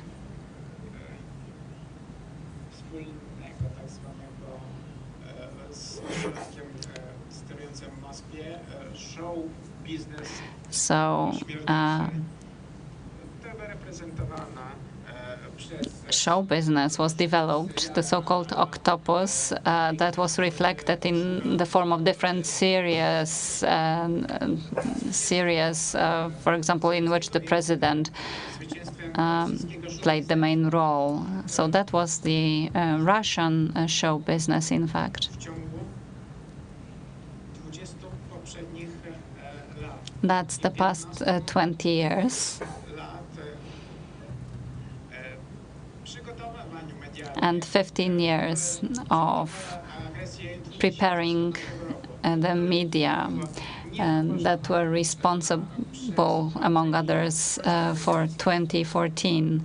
And the society didn't even notice that, and the outside world didn't notice that.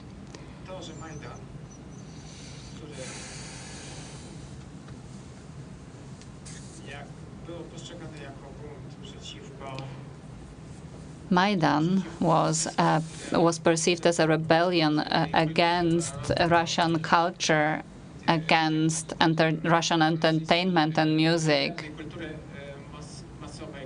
against Russian mass culture. Maidan was able to reverse that within several years. There are a lot of compromises on the way. So thus it was possible to oppose the cultural aggression on the part of Russia. So the conclusion is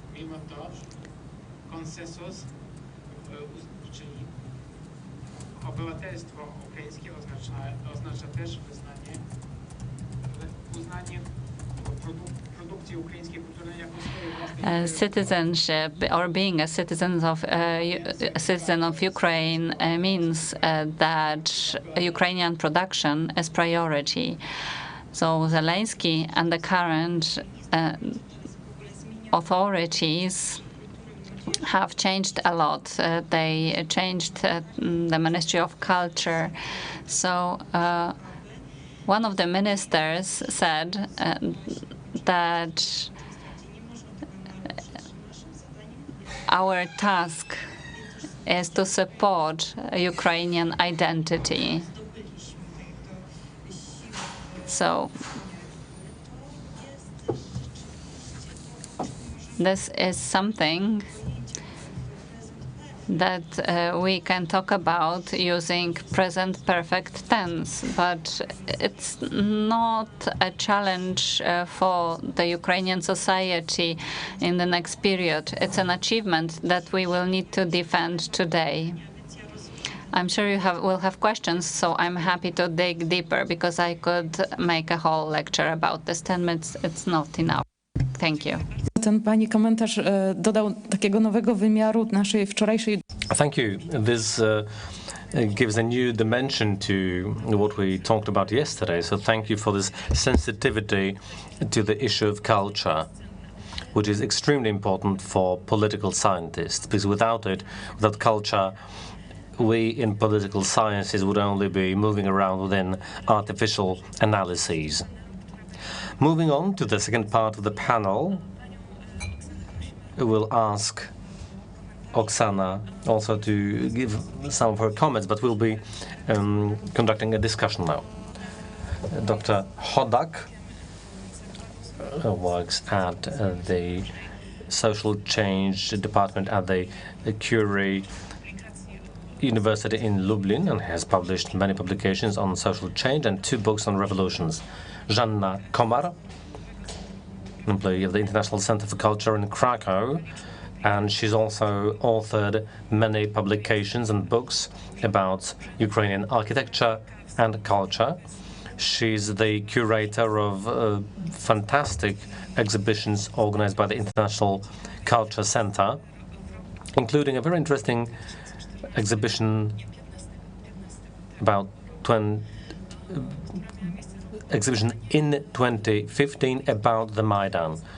The title was Waiting for a Hero. And I hope that your work at the exhibition, or I should say your work on the exhibition, will also be mentioned today. And then we have Maria Górska, the culture manager and a journalist dealing with Polish-Ukrainian dialogue. Katerina Przyczepa, an employee of the Natolin College of Europe, member of a team that's called 3R, and a former Ukrainian journalist. Thank you for coming and for being here in this panel. Let's start with the media. Without any doubt, without the revolutions, some publications wouldn't have been published, some TV channels wouldn't have emerged, some journalists wouldn't be here, and perhaps some journalists wouldn't have become politicians. Without the revolutions, Ukrainian media wouldn't be at the stage of development as they are, and they wouldn't be different from other post-Soviet media. Now, my question is about the current state of development of Ukrainian media, in particular looking at the disinformation and manipulation that have become a characteristic feature not just of the post-Soviet area, but also of Western countries. I would like to ask Katerina and Maria about the development status of Ukrainian journalism and how you cope with these challenges. My second question is about the ethos of the profession of a journalist and journalists' objectivism. How are they perceived by the public? How does it work in the public sphere of Ukraine? And Oksana is also invited to intervene. Maria? Дякуємо пані Оксані за гострий Thank you, and I would like to thank Oksana for a very good introduction. Just by way of a comment,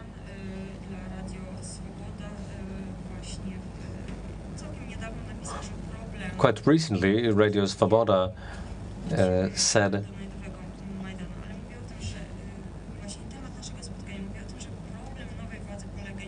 the problem with this new administration is not even that it hasn't taken on any shape so far and doesn't have a properly developed policy, but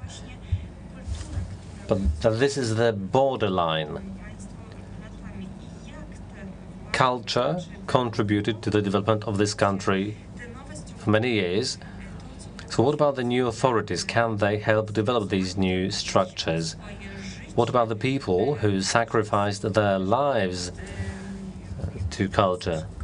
Serhiy Zhadan is a Ukrainian writer and poet, and he raised this point. Now, I work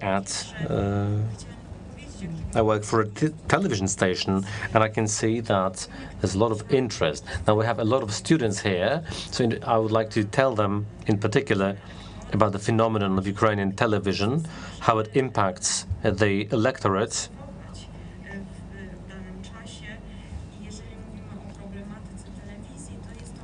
Now, when we talk about television, there's a big division between the different oligarchs and their spheres of influence.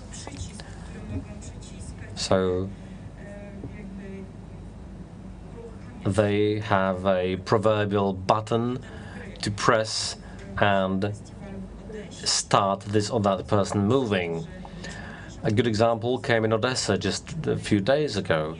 Journalists in Ukraine are like soldiers of fortune. You can choose the army you want to pay.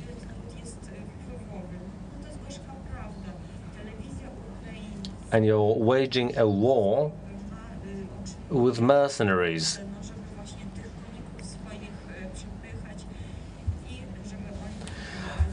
And this is basically how it works. Some money is received by a TV station, and then the journalists carry out a task. 84% of the population receives their news from the internet, 27% from the internet, and the remaining sources are the remainder of the percentage.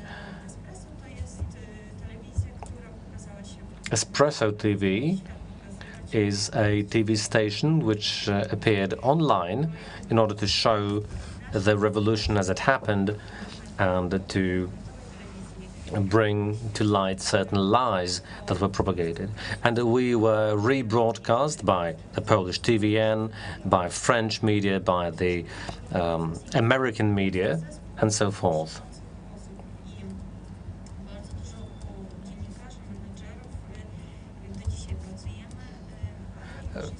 And we are still doing it with pretty much the same team, but right now we are in the top 10 of Ukrainian news channels.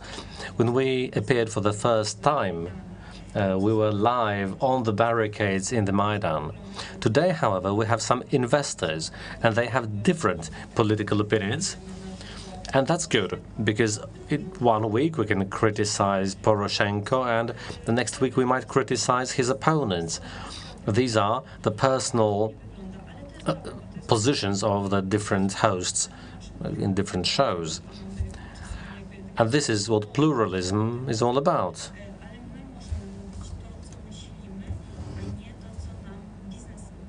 We are able to say and to speak out and say what we want to say, not what an individual investor wants to. An important partner of Putin's has also bought a TV station. There was a lot of exchange of journalists because they obviously paid much more money, much better salaries. So some journalists went there even from our station.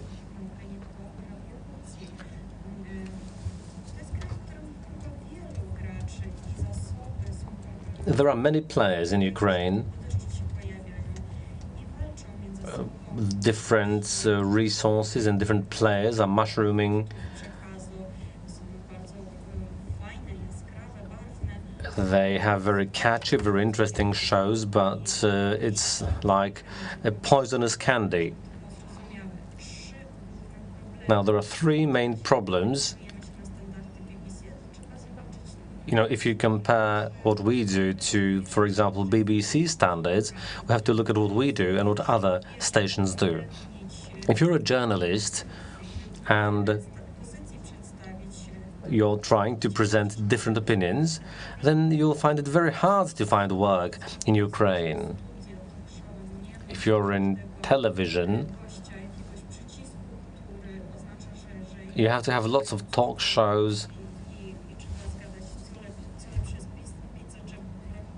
You know, it has to be all flashy and showy.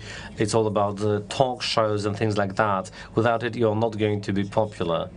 But if you're doing an interview and you really know who the other person is, what their position is, and you have good, pertinent questions, that means you didn't listen to your boss because he told you in the morning what the top topic for the day is, and you were supposed to follow it.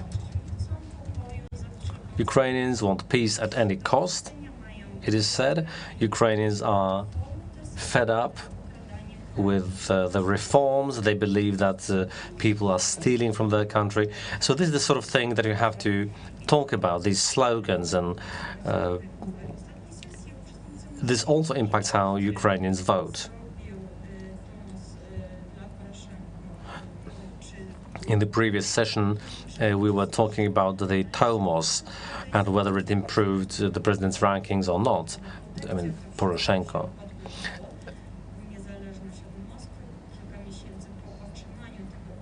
A few months after receiving the Tomos, after the Istanbul Patriarchate, he would travel around the country with the Tomos to present it together with the church bishops.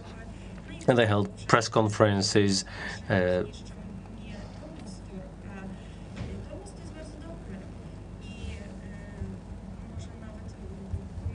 So the Tomos,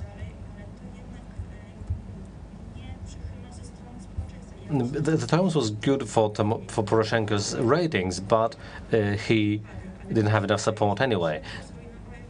I think that he was ruined as a politician by all the talk about corruption, which appeared at the same time, more or less.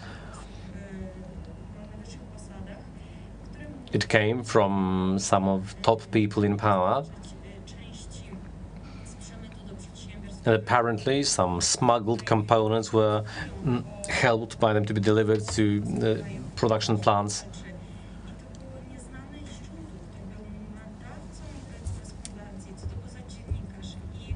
The source of that information was undisclosed. we don't know what significance or what's, how true that was. But there was a phone recording of Zelensky, and all of that was brought together, and basically people's emotions were used to vote for the alternative candidate.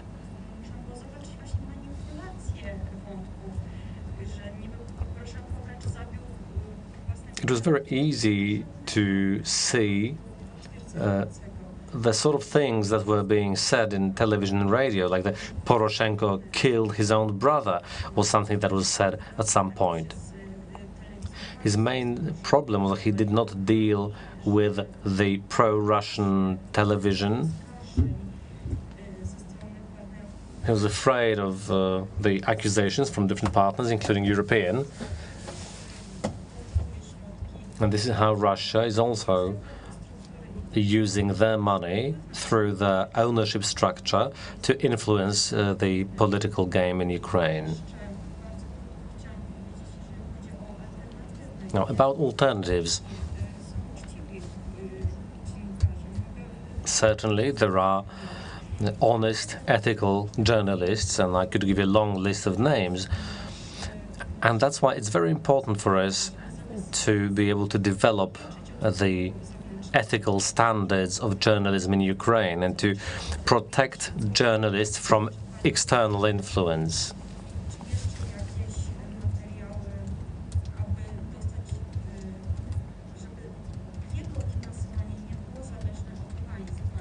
So the financing should not be dependent on an oligarch or even a state. It should be independent.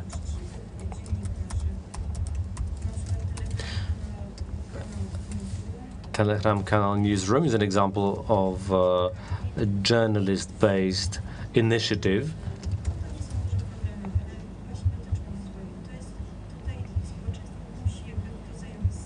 And this is what society has to invest in.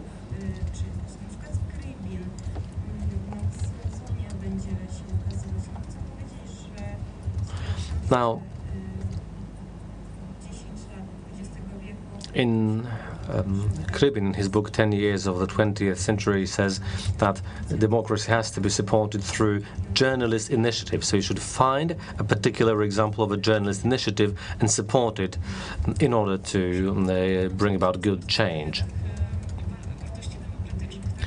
So from the point of view of democratic values and journalist objectivism and the role of the media in society, if you look at those past 5 years, what is the balance sheet of those 5 years? Probably will switch to opt for English for the sakes of translators. If I may, I would start with a short introduction, and then I would try to make this balance. So generally, something which is unsurprising probably, the Ukrainian media the same problems as media is in Europe and all over the world. So you have a decline in printed media circulation. You have media struggling with the problems of how to basically finance the staff journalists' work, which means that media in such situation are more open and more vulnerable for political manipulation. So apart from the television in Ukraine, some TV channels in Ukraine are profitable or at least don't work at a loss. Printed media quite often are on the verge of existence and on the verge of self-sufficiency, which means that they are very vulnerable and very open to political money coming into the media. And in fact, most of the media in Ukraine are owned by big financial groups, which means oligarchs in many cases, which means that in terms of general public opinion, television is the most important source of information and also the most important tool of manipulation still.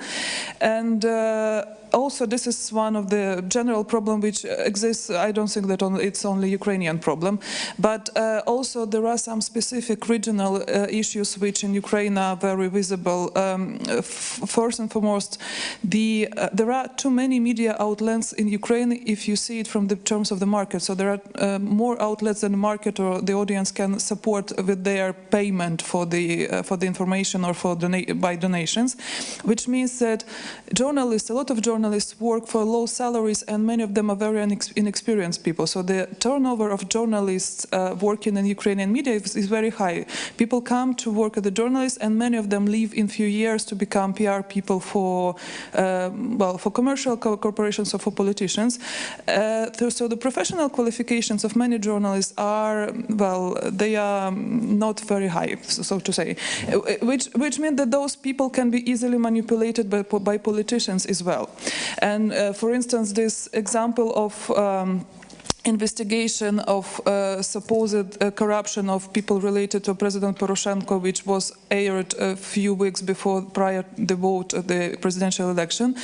The problem with this investigation was not that, from my point of view, that it uncovered some potentially shady deals. The problem is that when something is published in on Ukrainian TV, aired on TV, or published in media, and presented as an investigation, quite often is just a retranslation of a set of documents which some interested political party given to journalists, and journalists don't do the due diligence on that. So they receive a document. Some of them can be actually genuine documents and can prove some corruption, but they don't know whether the set of documents they received is a full one, or is it a carefully done selection, and who was doing the selection. And they don't quite often ask the question why I was given this set of documents. What was the reason for the person who given that to me, why they did it, and why they given it to me now and not 5 years ago? Because in terms of this corruption scandal of people related to President Poroshenko, there was documents of transaction which took place in 2015, for instance, and they only were aired in 2019. So this is the question.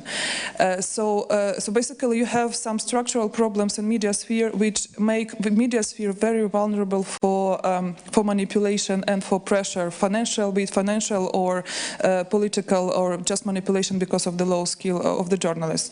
We also have such thing which also, I guess, exists not only in Ukraine, as some journalists who are in this profession for a long time and who used to work for important influential media outlets, they tend to have some personal sort of relations with the politicians. And sometimes they are too trusting to politicians because they value these relations. And one of the recent scandals in Ukrainian media was that apparently some media, it was only months ago, published this information that apparently the head of presidential office, Andriy Bogdan, the head of the presidential office of Volodymyr Zelensky, signed the resignation letter. And media published it immediately because one of the media who published it the first was a very experienced journalist, Krystyna Berdynsky, who then explained later, when it turned out not to be true, that she received the document from the presidential administration and she trusted them. And the document itself was visible that it was a joke. So you have Krystyna Berdynsky is one of the longest working journalists in Ukraine. She's a journalist of very high regard. She wouldn't do it for money or for but she just trusted a person who gave her document, and she didn't do double check on that. So this is just examples. And so the influence of revolutions on media sphere, starting also from revolution on granite, as we speak of three revolution, then Orange Revolution, and then now Maidan. What they did, they reconfirmed in some way the freedom of speech in Ukraine, because there were attempts to suppress the media in Ukraine prior to Orange Revolution. There were immense pressure on media prior to Maidan, and the role of media, so that each revolution just gave the media, confirmed they free to speak. The problem is that due to the low qualification sometimes and the dire circumstances of some media, it's also sometimes the freedom not to speak the truth only, but also to publish hidden advertisement, not marking that as an advertisement. So we have this, as in Poland it says, wolna amerykanka, so we have a very free and regulated sphere which is not regulated, I'm not saying about the law, but of some professional standards. So everybody has a free will, free hand to do what they please, which means that no media really pays consequences if they do something very wrong for whatever reasons. So this is the problem, is my view. Dziękuję bardzo. A teraz Thank you very much. I'll now ask Oksana Zabushko just to pick up on these two interventions. The word short intervention terrifies me. I am unable to speak or talk, and I'm notorious for making very long sentences and talking at length. So I will try to give you a single Zabushko-like sentence. So it's a single sentence for that goes on for 2 pages.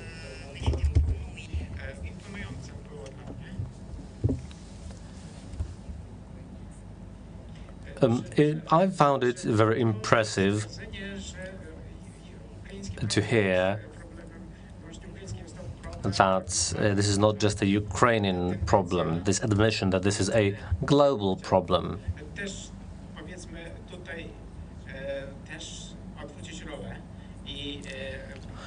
Now, if we look at it from a different point of view, to play the role of a devil's advocate,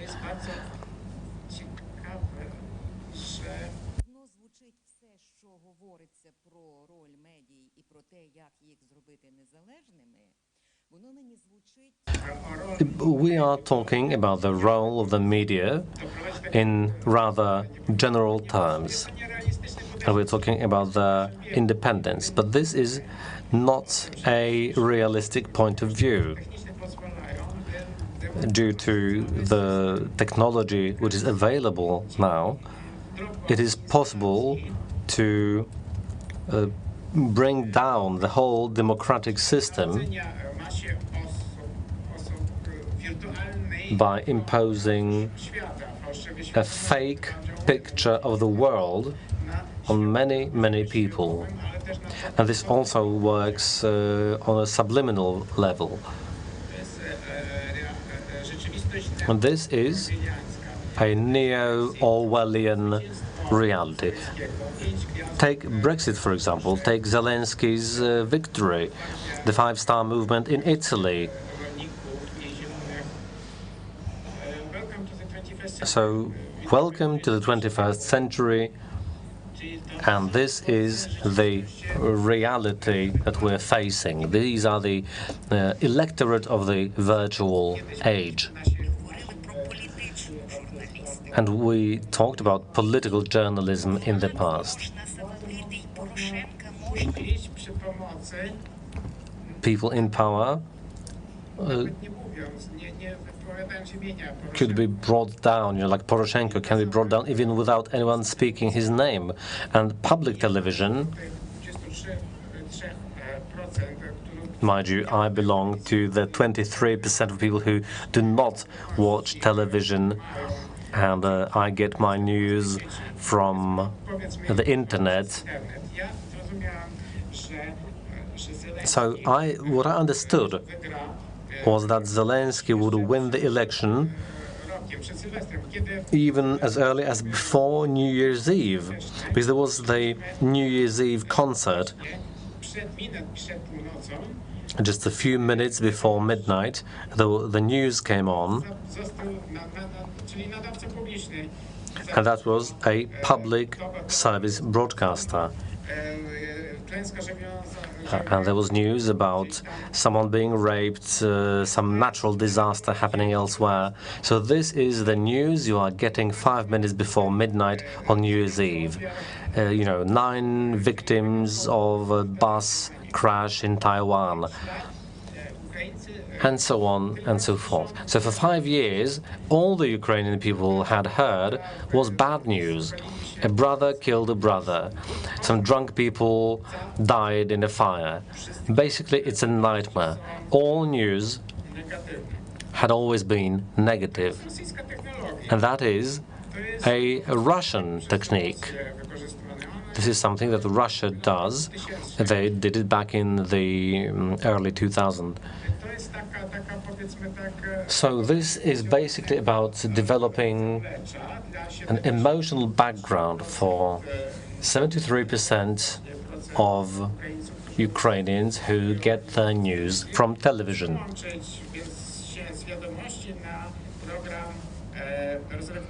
So you prefer to switch from the news channel to a fun channel that only has some nice shows. And then you want to vote for that person because you don't even have to remember politicians' names. And a new picture of the world emerges. So this is what we have in Ukraine today, but today it's in Ukraine, and then we're going to see this everywhere, just like in a TV series. And there was this British TV series. So 21st century is going to be a century of virtual pictures, virtual images, unless we make some changes in education. And I was talking about Black Mirror earlier on.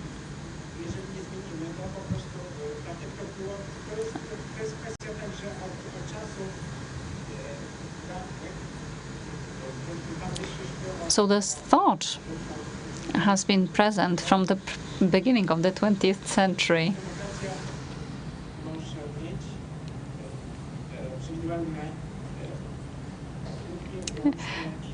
Democracy can have impact only in a society with the right level of personal culture. Yes, thank you very much. We are talking about the current challenges, and now we will move on to the second part of the panel devoted to culture and how the current Ukrainian culture develops. Is it there? Is it rooted in the three revolutions, or maybe in some earlier forms of rebellion? Whether it's rooted in the war that's going on right now? So, starting the second part of the debate, I'd like to ask Jarosław and Żana to make a word of introduction. First of all, please tell us whether the Ukrainian culture and what we saw in the revolutions, whether we were able to see their elements of local culture and elements of universal culture. So you, Doctor, maybe you can make the first comment, because you dealt with this topic in your publication and in your studies. Yes, thank you very much. I dealt with revolutions, but I don't really feel like an expert in the area of media or Ukrainian culture. I'll speak in general terms, but maybe it will be useful for the analysis of the phenomena that we are talking about. You mentioned three revolutions, but I would like to add here protests in the years 2000-2001. So the movement Ukraine without Kuchma. In terms of scale and engagement of participants, this movement was much smaller than the later movements, especially the one in 2014. But certain patterns, certain behaviors, and certain strategies were continued. So also what we saw in the 1990, in the revolution on granite, there were certain forms of challenging. They established a tent city, Maidan. It was liquidated quite quickly by the order services, but there was a continuation of it as well. And some studies refer to the certain cycles of challenging the existing reality, and they have impact. All this has impact on the way these phenomena are rooted, on the way these values are rooted, the values related to rebellion. There is this concept of culture of rebellion, or a concept that was used in the studies of revolution, namely political culture of opposition. John Foran coined this term or this category.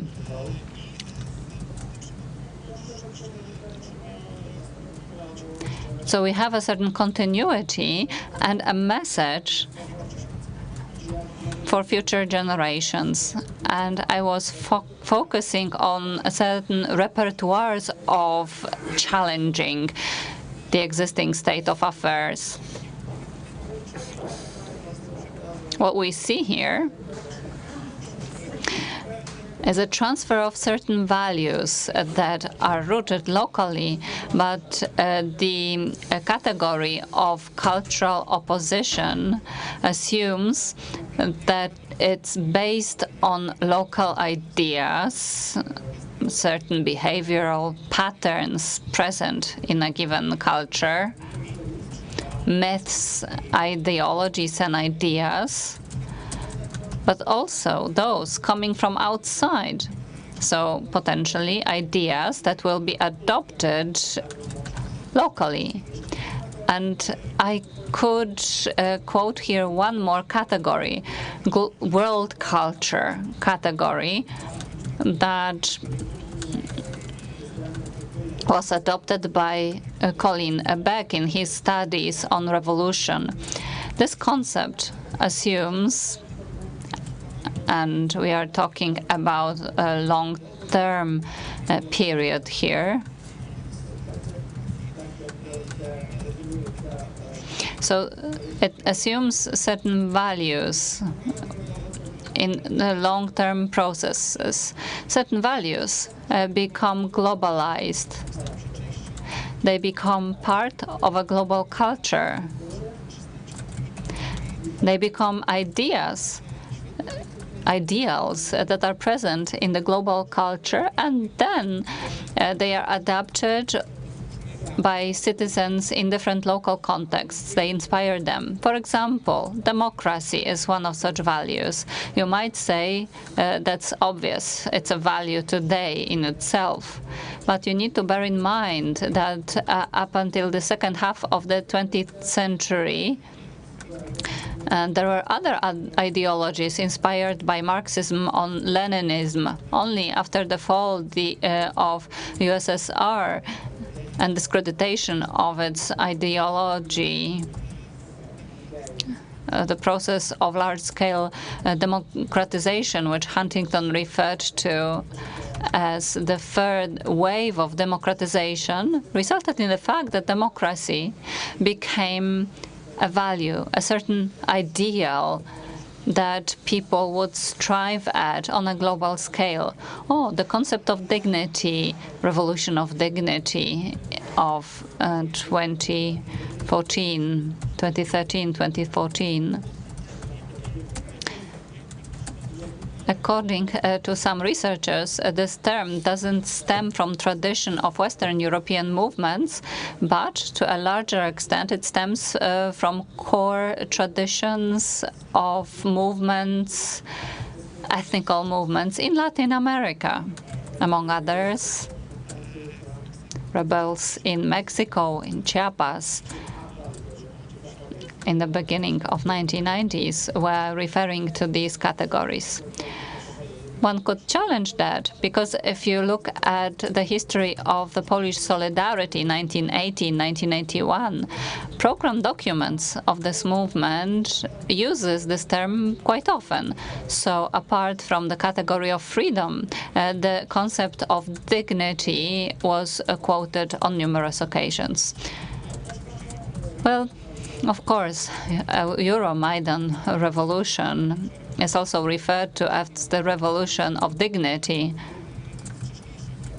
but revolution of 2011 in Tunisia is also defined by this using this term. Tunisians are happy to use this term, although Western journalists and researchers are using or were trying to use the term Jasmine Revolution. It's worth pointing out human rights or civic rights, citizens' rights as universal values. Revolution, actually, in this case, happened back in the 1980s.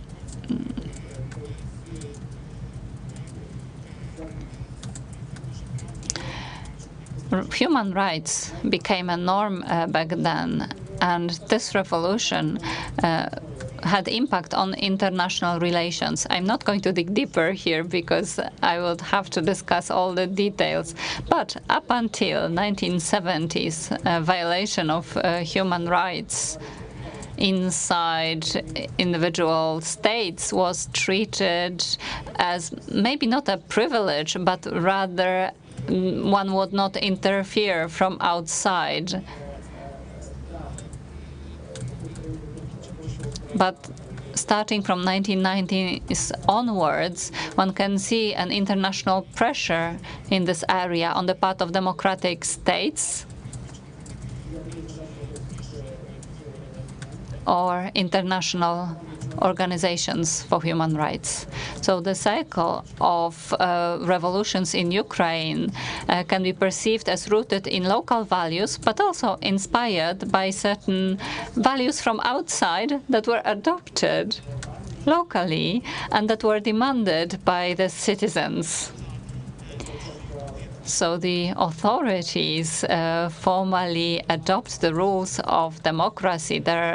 There's a constitution, but political practice, corruption, authoritarian attempts result in the fact that we have this juxtaposition between values demanded by opposition demanded by the citizens and things that the authorities prefer. A question to Żanna Komar. What about the axiological aspect mentioned by Mr. Hodak, the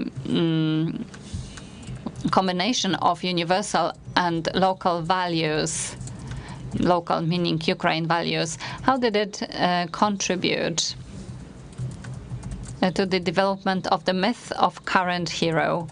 And I'd like you to talk to us about this, because the exhibition that you prepared in the International Cultural Center, well, I'm sorry it only lasted several months. There's a publication, luckily, but to researchers who deal with change in Ukraine, it's an obligatory publication. So please comment on how the myth of a hero is born. Who is the post-revolutionary mythical hero in Ukraine?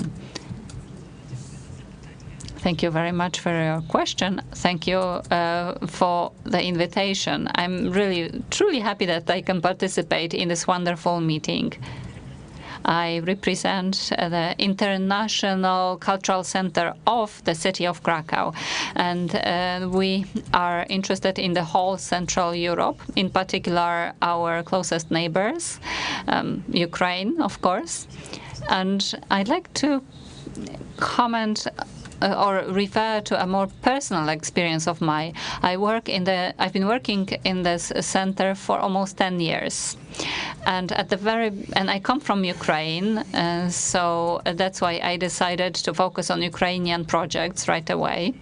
Back in 2010, and there was a void in the media. There were no Ukrainian projects. Simply, well, since I lived in Poland for a long time, I saw some projects, Ukrainian projects, but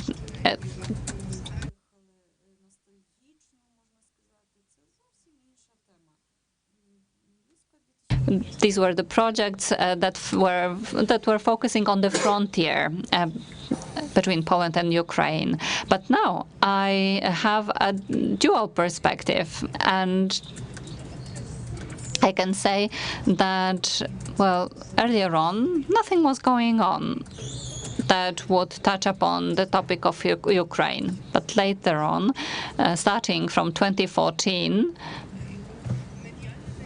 media got interested in the topic. Of course, it was related to Maidan, and exhibitions were organized as well. So now, as regards exhibitions and art, yes, this topic got activated. A lot of works of art were developed referring to those events, referring to Maidan and to what happened in the East and to the war. So that is why we asked ourselves a question, and we decided to implement a project, an exhibition. We went to Lviv for this purpose. And one more remark concerning Western Ukraine, how it can be representative of the whole Ukraine, and can it be a representative of the whole Ukraine, because it's a Galician approach to Ukraine through this part of Ukraine, which is closer to the west. And I'd like to tell you about how we were discovering what was going on back in 2015, when we were asking questions to artists with whom we wanted to cooperate, how they responded by means of their work to the events of the recent years. And they didn't. They simply stopped painting, they stopped producing, they stopped exercising their profession. They went to Maidan.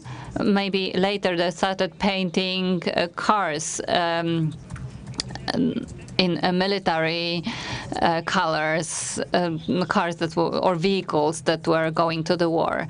So on the one hand, we were showing these artists, but on the other hand, and this is how we arrived at the name of the exhibition, Waiting for a Hero, because we were trying to show works that were produced in the period 2010-2011, when nothing was going on. Evgen Ryavsky, a painter, wrote or developed a piece of works or paintings called Iliada. He was showing people of Lviv and from the perspective of Iliad. And he's also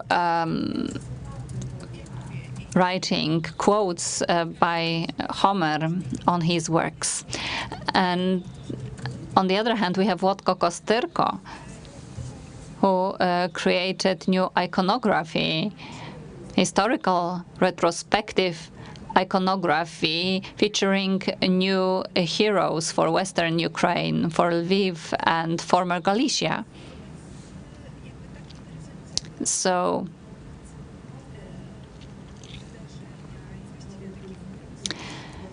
looking at this interesting event and the process, it's hard to say who's a hero. Actually, it's artists.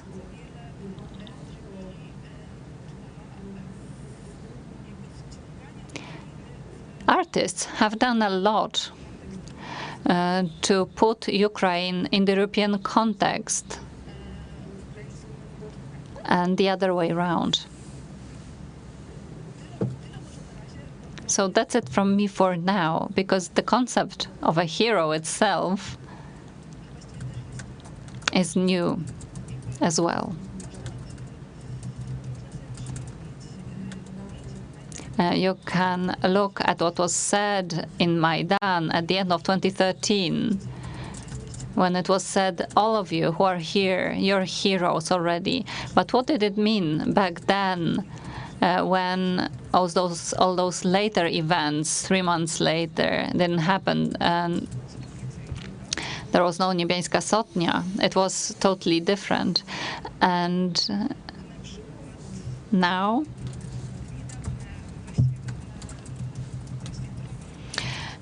we were celebrating the Day of Independence in Ukraine. There was this whole performance, and there's a new language of the official culture. And Niebiańska Sotnia, the Ukrainian hero, plays a key role here.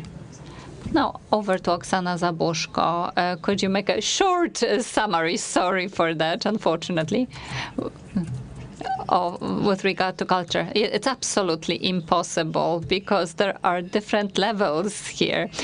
We've touched upon so many topics that it's simply impossible to sum it up in a nutshell. I could only make some suggestions as to the reflection for the future, maybe.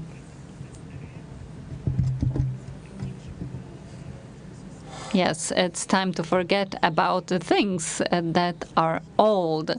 And I think it makes sense to talk about culture in the political context. It makes sense to talk about its role in Central Europe.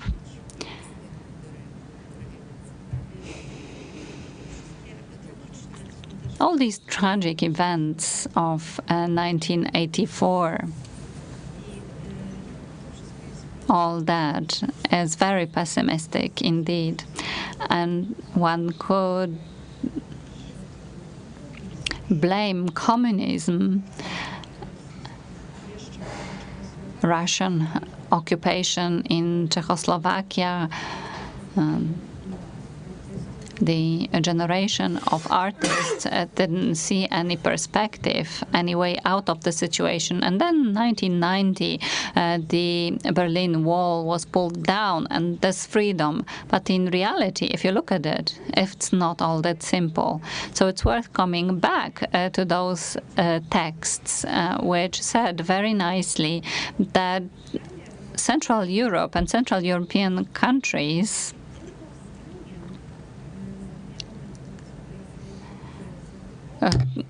contrary to Western European countries, which had a different legacy, but Central European countries draw on their historical culture, on their cultural identity. These are cultures stemming from the Romantic times. So Dante, for example, was a hero, a national hero, and Dante was a hero in Italy. So we had Berlusconi referring to him, Sorrentini, who has reflections about the role of Berlusconi. Well, in the film, he's talking about the general crisis of the political system and of democracy. And the question is whether this message has been heard.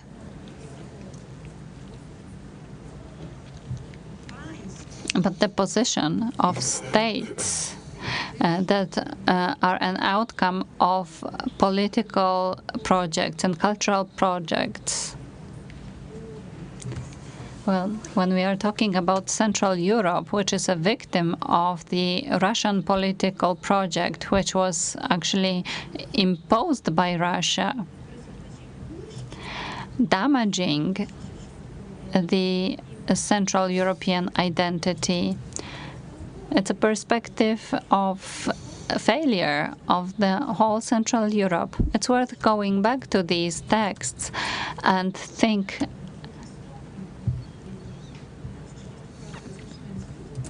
about them, starting from 1930s, not only in Ukraine, but also in the West and the remaining European states.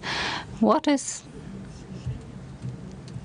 the significance of impact of the development of a Russian political culture in the post-modernist dictature? Whole countries are managed by television, and that's the problem and a conflict. After 30 years, we could go back to this topic and review the role of culture for the future, making sure that this topic receives more than one session. Now, 60 seconds. We have heard about Homer and the Iliad and Odyssey. But since we're at culture, I would like to mention some Lviv-based projects that our team are doing in Ukraine. We are working on a project related to the film Vincent.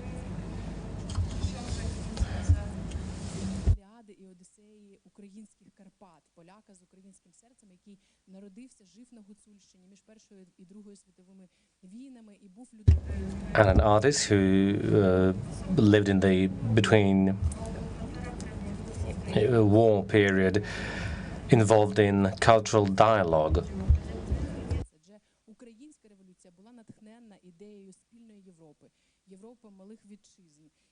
And the idea that Stanisław Vincenzi promoted was that of a single Europe. So culture has always wanted for bridges to be built and for dialogue to be there. And Stanisław Vincenzi is a good embodiment of that. So on this optimistic note, after what Oksana said, I want to say on a pessimistic note, but now on an optimistic note, we're about to wrap it up. Both comments are certainly true, and we mustn't forget about them, but thank you also for this hope by pointing to those projects. And I would like to thank the audience. Thank you.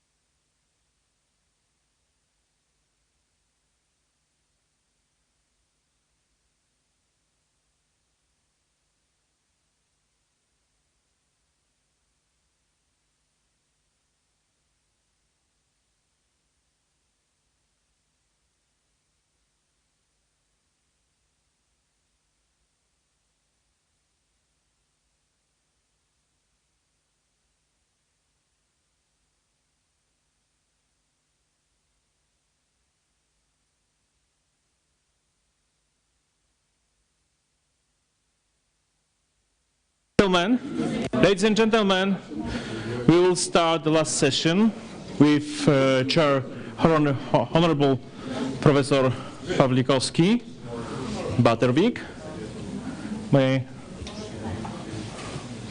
Proszę Państwa, mamy jeszcze zanim... Ladies and gentlemen, before the session starts, I have very good news for you. Yesterday, we didn't tell you the whole truth. The book, as you saw yesterday, weren't real, because we thought we wouldn't make it for the conference, but we are lucky, and the real books are there. They were delivered today, still packed in foil. And the first copy, well, there are more copies for authors, so the authors are able to take the books with them. But there's one person that deserves it a lot, because this person risks a lot when opening this project. Madam Rector is with us. Madam, these are the first unpacked copies. No one had seen them before you, so this is on behalf of the whole team.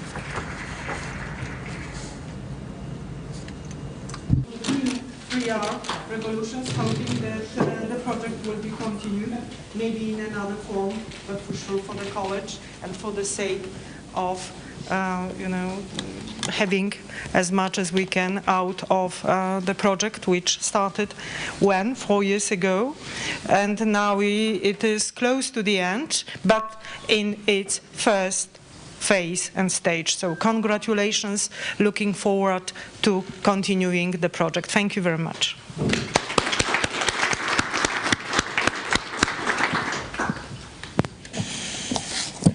Welcome back, ladies and gentlemen. Our final panel today is about the myth of the Maidan, asking the question, what is there for the future? And the questions that we would like our eminent panelists to address, some of them at least, are first, does something like a myth of the Maidan exist? And if so, what are its components? And what would be its significance for the formation of national consciousness among Ukrainians today?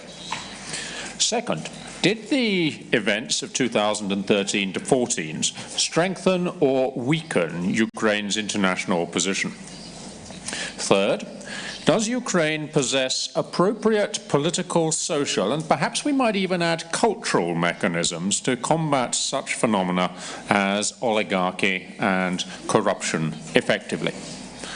Fourth, can we speak about an inclination in Ukrainian society to change regimes or governments by street protests? And finally, and this is particularly important in the light of the presentation we've just witnessed, which elements of the Ukrainian revolutions should be researched in the future? Now, to discuss these questions, and of course they're free to bring in other things, including elements of comparison, we have three eminent and much published panelists. First to speak will be James Scher, formerly of the University of Oxford, former head of the Russian and Eurasia program at Chatham House, and currently senior fellow of the Estonian Foreign Policy Institute. Then we will have Andrew Wilson, my colleague, who is the professor of Ukrainian studies at the UCL School of Slavonic and East European Studies, and Katarina Volchuk, who is Professor of East European Politics at the Center of Russian, European and Eurasian Studies of the University of Birmingham.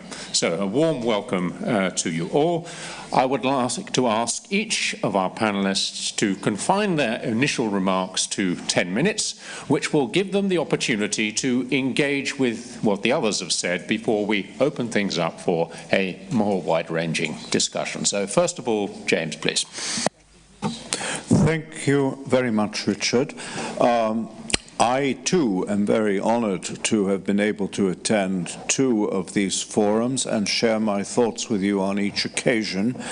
I hope that in presenting a somewhat different framework to the one literally set out, that you will hear answers, or at least the beginning of answers, to most of the questions that have been put to us. I want to begin with a historical and comparative perspective built around the idea which the Maidan exemplifies, which is, I think most of you know, is the title of a book by Leonid Kuchma, Ukraine is Not Russia. If I had to choose one word that highlights the difference between Ukraine and Russia in terms of political culture, that word would be государственность. The Ukrainian word державность does not quite convey that state obsessiveness and state-mindedness which throughout history has been so central to Russia.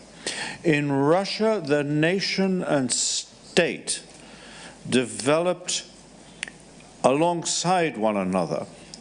And the nation has never really had an existence independent of the state. One might even say, I think Putin would say, without the state, you don't have Russia, you have chaos.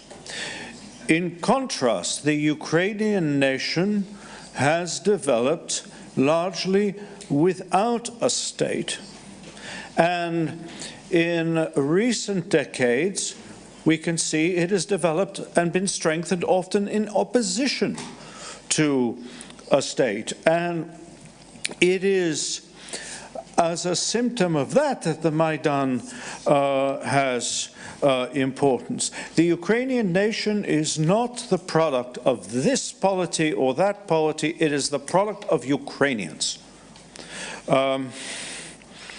And for that reason, I would be inclined to say Maidans are historically possible in Ukraine, but difficult to envisage in Russia. I call your attention to the differences in scale, in composition between the recent Moscow protests, which in many ways are very moving and impressive, and the three revolutions.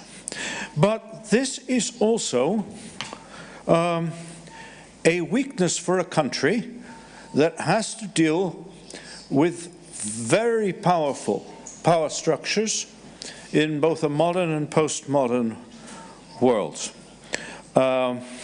And this now becomes a very topical question for Volodymyr Zelensky, who I regard as an extremely Ukrainian figure, even more than his predecessors, in being almost unable to think in state terms about the problems that now confront Ukraine. First, corporate oligarchic power.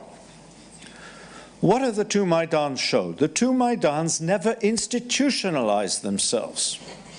What they demonstrated instead was the ability, the resourcefulness of the culture and structures of power to rename, reinvent themselves, and reestablish themselves as dominant, leading to fresh wave of disillusionment and bitterness and feelings of betrayal. How is Zelensky going to be able to avoid this? You need, in order to do this, two things I don't see them talking about. The first, you need institutions that are fit for purpose. I don't mean grotesquely sized, inert, Sovietized bureaucracies of the kind that Ukraine has inherited. I mean something that is fit for purpose. What you need, what Zelensky needs, what Ukraine needs, is policy making put on an institutional, not a personal basis. And however much new blood is needed from entirely new domains in society, from creative people, this cannot work unless this whole institutional setup rests upon senior responsible people of experience and substance. You cannot have a country, let alone a country like Ukraine, which is at war, run by an advertising agency. Secondly, you need a real and effective system of laws. Zelensky is a lawyer, he's surrounded by lawyers, but I see very little discussion of law and very little attentiveness to it and respect for law as I have been brought up to understand it, and I'm not a lawyer. But what I do understand is that law is an officially sanctioned system of rules based on three characteristics: coherence, meaning it's not a set of contradictions, however well-meaning the contradictions might be. It is concrete, it's not full of abstractions and declarations, and it's clear about what is permitted and what is forbidden. And one of the major problems in Ukraine is nobody has been able to know what am I allowed to do, what I'm not allowed to do. If you don't have that, you don't have law. You have legal confusion, and you have a legal setup, I would underscore, that makes corruption inevitable. Because everything comes down to interpretation and who says what. In short, you need a strategic and a systemic approach to what you are doing, and I'm apprehensive because I see no sign that it exists, or that Team Zelensky is aware of its importance. And then this will be my last set of points. I come back to the fact that Ukraine is dealing with rival power complexes abroad, and Ukraine is at war. Who in the Team Zelensky understands the grammar and syntax of Russian thinking? I personally am far less bothered that the president has no qualifications in this area than I am by the fact that he's not bothered by his absence of qualifications. And that although he has appointed some very good people, he does not really seem to know where they fit and is not listening to them, but is listening to people who he has been close to on a personal basis. And I don't think he understands that this is not simply a humanitarian conflict, that it is a political and geopolitical conflict. Does he have a geopolitical gene in his body? I haven't seen it, any sign of it yet. He seems to believe that Vladimir Putin wants to solve this conflict as much as he does. And he seems to be advised by people who are encouraging him in this deeply mistaken and dangerous belief. So my conclusion. I think it is inevitable, both internally and externally, that Zelensky, his team, will, sooner rather than later, face some real tests. He'll face them in local elections where he comes up against entrenched structures of power for the first time, where he has none, and he is already beginning to face them in Russia. And I am not sure that now he is going to be able to rely upon European partners or Washington when he does face these challenges. And so we come back to the old Ukrainian question: when the real test comes, what is he going to do? And then what is Ukraine going to do? Thanks. Thank you very much, James, for such an eloquent exposition of the serious challenges that are now facing the Ukrainian nation and its president, particularly in regard to the state. I'm particularly glad that you started from this contrast between the Russian emphasis on the state and the Ukrainian emphasis on the nation. It rather reminds me of Jeffrey Hosking's thesis of Russia killing Rus, with all of the consequences that that has entailed. So now I'd like to ask Andrew for his thoughts, please. Thank you, James. Thank you, Richard. I've got 3 slides to show, so there should be a little pointer somewhere. Which means 3 things that can go wrong. Yeah, started already. Thanks.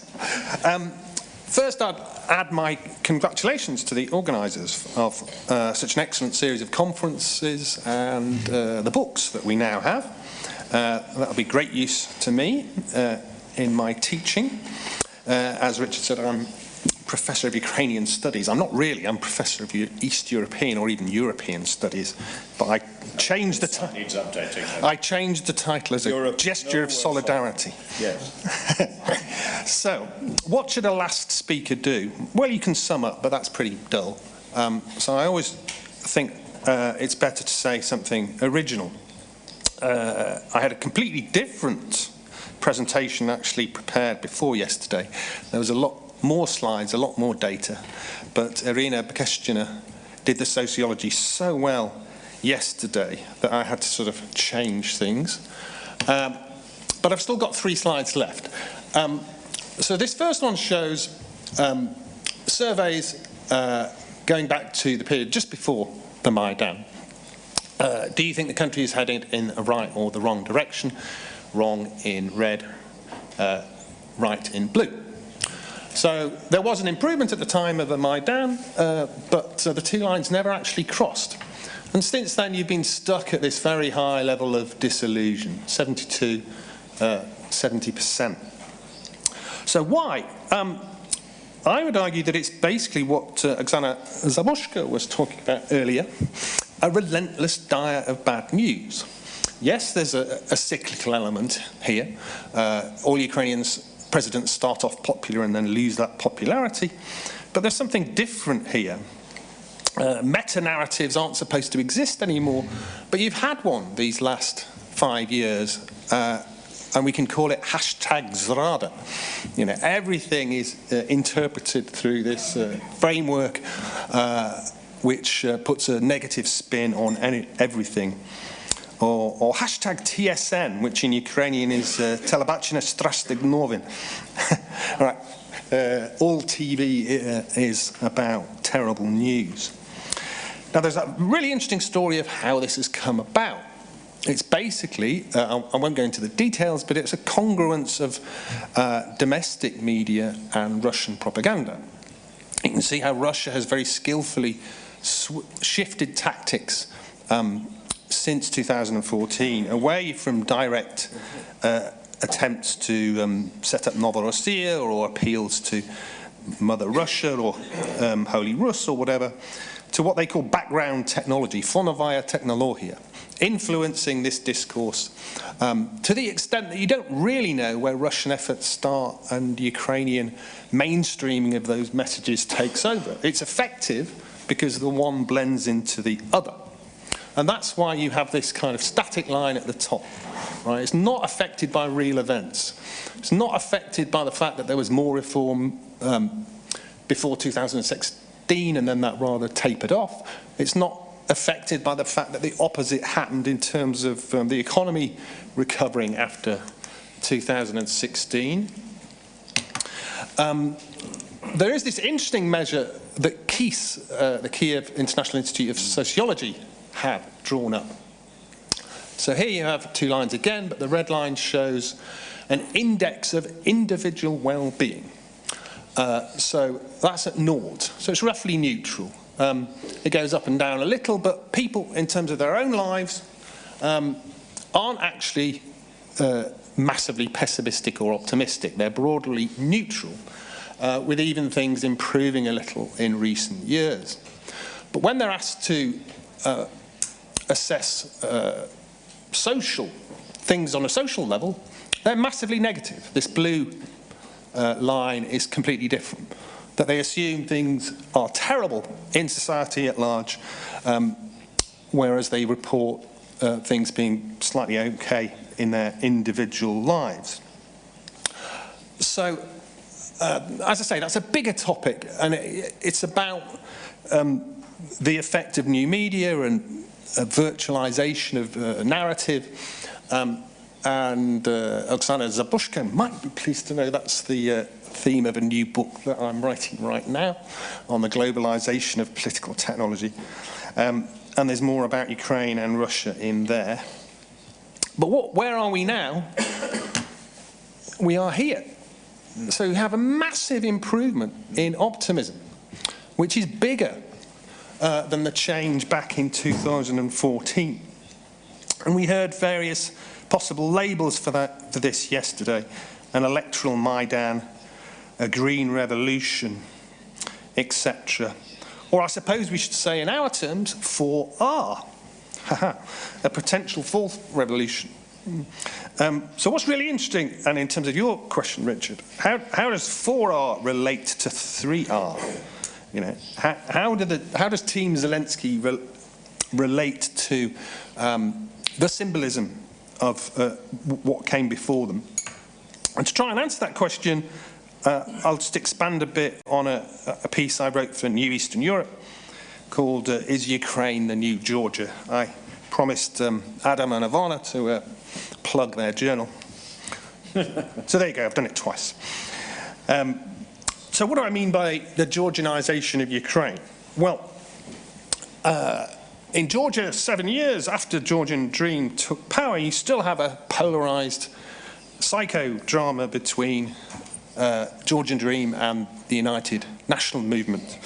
They even have abusive names for each other. Ukraine hasn't quite reached that stage yet. The Natsebi, the national movement who were also Nazis, they call Georgian Dream Kotsi, which is difficult to explain. It basically means the invaders from the north. Yes. But you also have a kind of revolutionary party and a post-revolutionary party. One came to power by denigrating the whole decade that came before them, and has carried on talking in that kind of way. 9 bloody years in Georgian parlance, like the era of poverty in Ukrainian talk under Zelensky. How they talk about the war. There was a really controversial documentary on Georgian TV this summer, the 11th anniversary of their war, in which it was argued that Saakashvili needed the war, quote unquote, to boost his popularity. Georgian Dream has the slogan, "We will win the war started by others through peace." That might ring a few bells in terms of Ukraine. And their rhetoric overlaps with, or even uses the same words as, a kind of revanchist fringe, which is revived in Georgia. It gets about 5–10% of the vote, much like the opposition platform does in Ukraine. So the other side accuses Georgian Dream of allowing and even encouraging that sort of experimentation in revanche. The other side doesn't understand why they're out of power, because they founded the state, they almost say. The Rose Revolution, or the Maidan, was a restarting of the process of state building for which they, Georgian Dream, or I guess Poroshenko's people, deserve sole credit. They actually can't understand why the other guys are actually in power. And they accuse them of being soft on, naive about Russia, or even manipulated by Russia. So Georgia has been on this path for 9 years, and it's stuck there. And we have confrontation on the streets through this summer. There's a danger of Ukraine taking the same path. And we see some early indications of that already, including in the first session yesterday, arguably. So the big question is, how do the new powers relate to the 3 R's that came before them? How do they, if we're interested in the kind of long-term meaning of the Maidan, how do they define it? Do they accept that their achievements depend on the partial but still substantial achievements of the 3 R that came before them? Or do they basically present themselves as 1 R? I'll finish there. Thank you very much, Andrew, for raising the perspective of 4R, for bringing in this comparative perspective, which is certainly food for thought. Incidentally, on the use of pejorative labels for your political opponents and parties, there's a very long history of that. Think of the Whigs and Tories in late 17th century England. They were insults once. And now I'd like to ask Katarina Volchuk for her thoughts.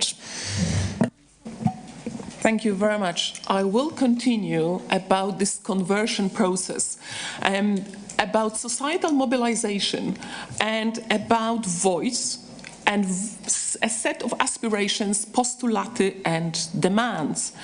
And in contrast, I think what is very important about both the Granite Revolution and Orange Revolution, especially the Orange Revolution, was about a single issue. It was against electoral fraud, for free and fair elections. And that was a single, much easier in a way to deliver.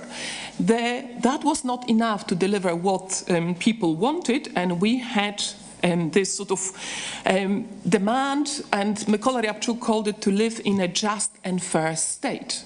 And this is imbued with very diverse, what does it mean? But what we also see on the Maidan, and I think from the Voltaire point of view, this is very important, the active and explicit withdrawal of consent to the governing elites to govern. And this is, I think, the red line which has been sort of established, especially by the Maidan. So mass mobilization about societal demands, but also massive expectations. And what we have now is the confrontation of those expectations with the realities of the political regime in political system in Ukraine and of statehood. A state is rather tedious technocratic issue of which is very often called state capacity. And I call it simply the Weberian problem. It's not only Ukraine, but in Ukraine it is the most manifest problem because it is actually tackled in an open way. So we've seen the societal revolution, and I do regard the latest election as a kind of political tsunami and the political sort of revolution. But we also have a very interesting situation, an unprecedented situation of what is called the mono-majority. Majority is a majority, but we have the mono-majority, which is monopolization of political power by the same sort of group of people. And we've never had it before. When we had it, it was always to basically engaged in abuse of power and using politics as the fast road to riches. This is one economist, American economist, basically said Ukrainian politics is about fast enrichment. So at best, when we had pluralism, and now we have pluralism, we can use the concept of Carothers about feckless pluralism. There is pluralism, there is competition, there is contestation, but it's a kind of irresponsible pluralism, which cannot be constructive. The vivid manifestation of this in the previous parliament was that every single law had to be basically pushed, but what I call a manual majority. A majority had to be constructed for every single law. And I would like to emphasize what James said, that many things have been, the Ukrainian word is zapuszczeni, started, many reforms. And I would like to praise the EU for doing very invisible but also unique work in Ukraine. Ukraine is still, from a legal point of view, a third country. And policy entrepreneurs inside the EU institutions devised a specific, tailored and demands-driven program of assistance. And they started paying Ukrainians to be in the government and to conduct reforms. But the critical mass had not been there. It takes time for people to do what they need to do, despite those reform enclaves being in different places. But what also my own work indicated, I'm a bit of sort of technocratic maniac, you can call it. I actually looked at the governance mechanism in Ukraine, and I did a large study for the European Parliament comparing Moldova, Ukraine, and Georgia. And my conclusion is that we have the sort of Soviet legacy and the legacy of the state sort of inertia and atrophy. We had the Soviet Union as the comprehensive but shallow state, which actually has not provided for modern sort of did not build modern capacity building in terms of actually devising policies and implementing them. And this is very visible. I think that's my ethnographic observation from any visit to Kyiv is, you go on the streets to a cafe, there are brilliant service, innovative food, decor, we love it. You go to a state institution and it's a different universe. The time works in a different way, procedures and everything else. And there are many good people. And yet, from an institutional point of view, it's so much more difficult to do good things. If we look at the procedure for passing new laws, it is 12 months that the Cabinet of Ministers needed to actually draft new laws. Hence, so often MPs have been used. Hence, we have this legislative spam. And James referred to the, I think coming from the, actually we had this discussion with Andrew about Anglo-Saxon being quite sort of vacuous term, but in that sense, expecting coherence from the body of laws. In Ukraine, it was Honcharuk last year himself who said that Ukraine's active body of laws includes 92,000 of laws. Exactly. Who is brave enough to disentangle? We need a couple of lifetimes to basically untie this sort of kind of knot. What is the way to do it? And I'm quite sort of the we can do it attitude, the narrative. When I hear from this of someone coming from Kryvyi Rih, I have to say this anecdote. I had an intern, a Ukrainian young student who came to help me for 3 months. She was very energetic, came to help, and once I went to a conference and I said, Lesia, can you get me some articles from our university library, digital articles? And I went to a conference without realizing she had no access to the library, she had no password. So what Lesia did, she had an IT friend in Moscow, and she asked him to hack into the library of the University of Birmingham. I was rather dubious about the methods, but I was so impressed with her goal-oriented, problem-solving attitude. And my own conclusion is that as it is, we have no existing institutions, procedures and rules which can capable of conducting. If we follow the procedures, we cannot do the reforms, or if you do the reforms, we are not going to follow the procedures. This is the fact of life.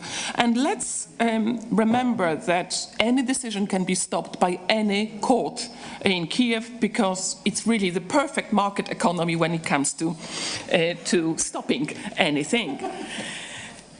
So we have this sort of opportunity, window of opportunity. We've seen lessons from the neighborhood are very, very important. Revolutions are notoriously difficult to implement when it comes to the political elites and the state. And Nikolai Pashinyan is one of those people who is having sleepless nights, where the massive expectations have not been matched by his capacity and his team's capacity to take control of the state and rein in excesses. So from that point of view, what is clear that we are talking about Zelensky, we are not talking about Honcharuk. And Honcharuk led one of the best projects in Ukraine, and the technocratic government comes with this can-do attitude. That's the liberal sort of and benevolent positive interpretation of this sort of revolutionary elites who are like Saakashvili, perhaps destroying, bypassing institutions to deliver things. The negative, the second narrative, it is just another sort of political project. They're never meant to do good in the first place. I know that I don't know. I'm happy to listen to anybody who thinks they know, but the polarization of the debate is there. And what is interesting for me that we have all our own private lives, private red lines. What do we focus on when we assess the new elites? And, is it language? Is it, former Maidan? Is it the Avakov in the government? Or is it, for example, digitalization of the cabinet of ministers? Papers don't have to be sent physically, they actually can be sent via email. So this is this is my take on the open-ended project, and I think I am against yet perhaps mythologizing the Maidan, because it's insofar as the political system and the statehood, the barbarian problem of Ukraine, it is very much work in progress and it's open-ended. I will stop here. Thank you. Thank you very much, Katarina, for, first of all, at the very end, emphasizing the importance of what has been done in terms of research on the Maidan, for picking up also some of the themes that were raised by James and Andrew and taking them yet further. I'm particularly taken by this contrast between the inertia of a state that's not really fit for purpose and at the same time the extraordinary problem-solving ability of the people. It's obvious that we're set for interesting times, at least if Saakashvili is any kind of example. Now, are there things that you have said that you have heard that you would like to take up on, pick up threads that your colleagues have put up into the air and see where you can take them? James. I wanted to add a historical parallel I forgot to make, and I hope it will be shut down. And that is the Centralnaya, forgive me for speaking Russian, Centralnaya Rada of the 1920s. And how do we understand that? Very simply, it arrived in power with unprecedented massive support. The key figures in it were very decent, often gifted people who had no experience, no consciousness of how to run a state that was immediately beset by major problems, that it did not know how to deal with. And then it also found itself threatened from outside its borders, in this case from 3 directions. And this support collapsed like the melting of snow in summer. It was as quick as that. Now there, I think, is to some extent a cautionary tale. I don't think the stakes are quite the same, and the imbalances between who people are and what is required are anywhere near as stark, but there is enough in that parallel that makes me uneasy.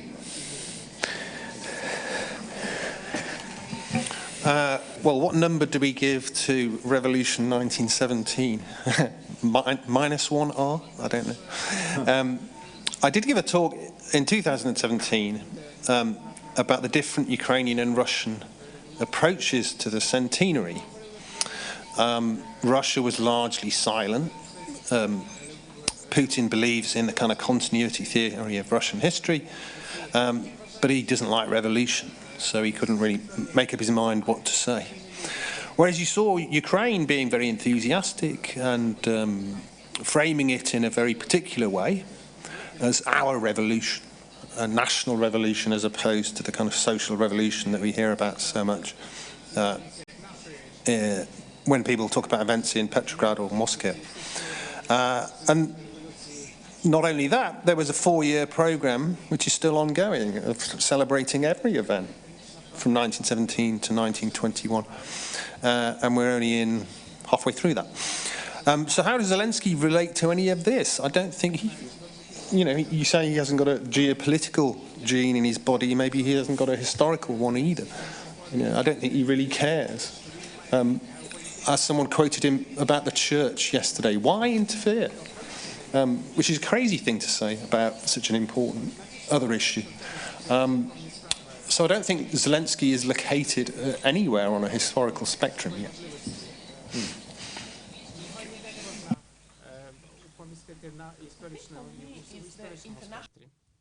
the international dimension, which is, we've talked already about, going back to one of the questions that you've mentioned, the external dimension. What's happening now with the elections and what happens after the elections is not just about Ukraine. It is about the post-Soviet space, because whether Ukrainians realize it or not, what has happened in Ukraine does determine the trajectories of other countries like Armenia and Moldova. And the strong parallels, for example, when it comes to June revolt in Moldova, when Plahotniuc packed up his bags and left, strikes first of resemblance to Yanukovych's behavior. Just Plahotniuc escaped to the west. So both society and elites learning, but different type of learning. If in Moldova and in Armenia we've seen a peaceful transfer of power to avoid the violence and escalation of the Maidan, in Russia we have very effective lesson learning as well. And when we've seen basically the regime going easy on protesters when campaigning about environmental or sort of architectural issues, they clamped down on relatively modest demands for free and fair elections in Moscow. The Russian elites are learning from the hesitant use of the coercion, of the coercive apparatus during the Maidan. Whatever we think, Yanukovych was hesitant and not really dealing with the Maidan in the way that the Russian elites, the Kremlin, has been dealing with the protesters. And the Russian elites actually using the lessons that you need to intervene early and forcefully to actually prevent political demands from escalating. So what we're discussing now, I would like to stress that the whole sort of post-Soviet space, it's obviously the EU, the US, the Minsk agreements, but it also for the domestic developments in literally all post-Soviet states, including Russia, including the absolute obsession with Zelensky. They had this anti-Poroshenko campaign, only belatedly to realize that inadvertently they have been promoting Zelensky. And him in terms of his actually symbolic potential in Russia. So realization in Russia that the sort of it is a two-way street, and what happens in Ukraine does also inform how the Russian political regime responds to social protests now. Well, I'm very glad that you have emphasized just how important Ukraine is, not just for Ukraine, but also for directing attention to the frequently asked, what makes a revolution? Why do revolutions succeed? There is the flip side of that is how do regimes prevent revolutions and how do they survive attempts at revolution? That is equally important to this wider reflection on revolution. Now, I'd like to give each of our panelists an opportunity for a final word before we finish. But before we do that, I'd like to encourage members of the audience to come forward with questions or comments to which the panelists can respond.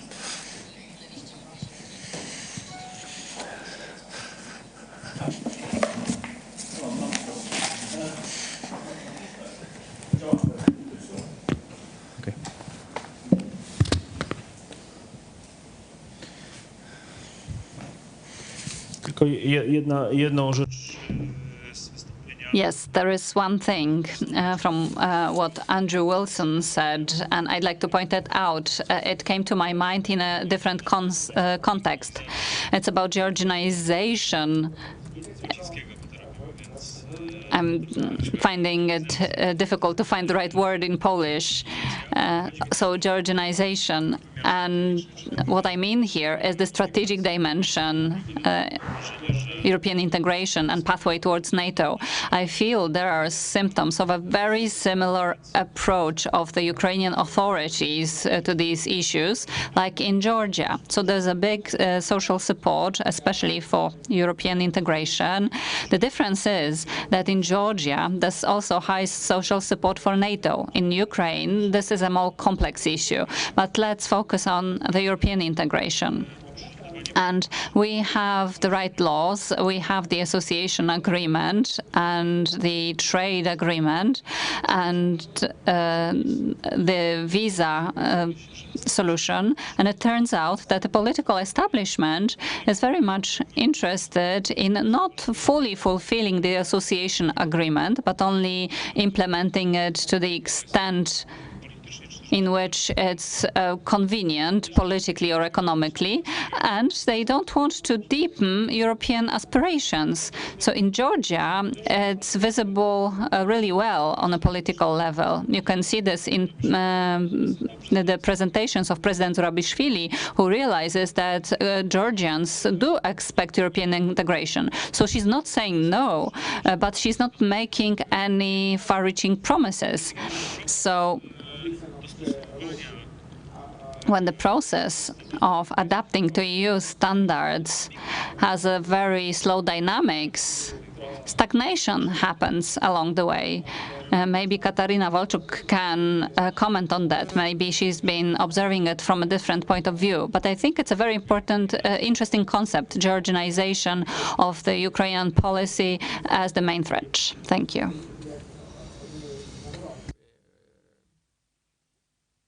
Does not have a geopolitical or historical bone in his body. That may be, alas, there's a fundamental another matter of basically Mr. Zelensky giving legitimacy, his legitimacy of his popularity to his advisors. And on that account. And his advisors on that account are absolutely pro-European and pro-Euro-Atlantic. And because of the cover of the popularity, Mr. Zelensky is much better ambassador of those ideas that his advisors are proposing. And basically it is much better to have a leader who can admit that he does not know something than a leader who presumes that he knows everything from what history can teach us. James, did you want to respond to that straight away? I hope the latter part of what you said is true. I personally am not confident it's true of all of his advisors. I don't think pro-European aspirations are compatible with close connections with people like Andrei Portnov and Valery Khoroshkovsky. I think there are very good reasons, domestic Ukrainian reasons, not EU-type reasons, but those two, to ask what these people are, why these people are back in Ukraine, why Valery Khoroshkovsky has an office on Bankova Ulica, which I am assured he does. What sort of people Zelensky is listening to when it comes to Russia?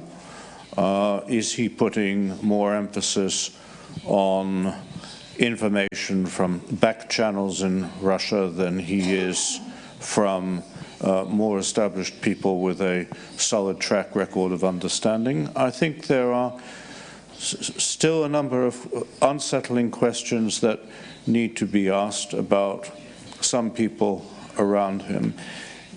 If there is a contrast that I think is still bothering a lot of us, it's that when it came to every one of his predecessors, we knew who they were, we knew about the people surrounding them, we could have an intelligent discussion about what their objectives were, to what extent they were possible, what they might do, what they might not do. And I think still 100 days into the process, despite a number of encouraging things that happened, there is still an unsettling discomfort and uneasiness about the forces at play, where they're taking Ukraine, where they're going, and what their real priorities are. There is, paradoxically, with all this public support, less transparency at the very top than there was when Yanukovych was there, because we knew exactly who these people were, what they were up to, and what they were capable of. Thank you. Yes, Andrew. Yes. Yeah, so there is more to this Georgianization metaphor in the security sphere, where you do see a kind of similar tandem of Russian propaganda and Georgian Dream sort of nativist discourse, but with very specific local elements.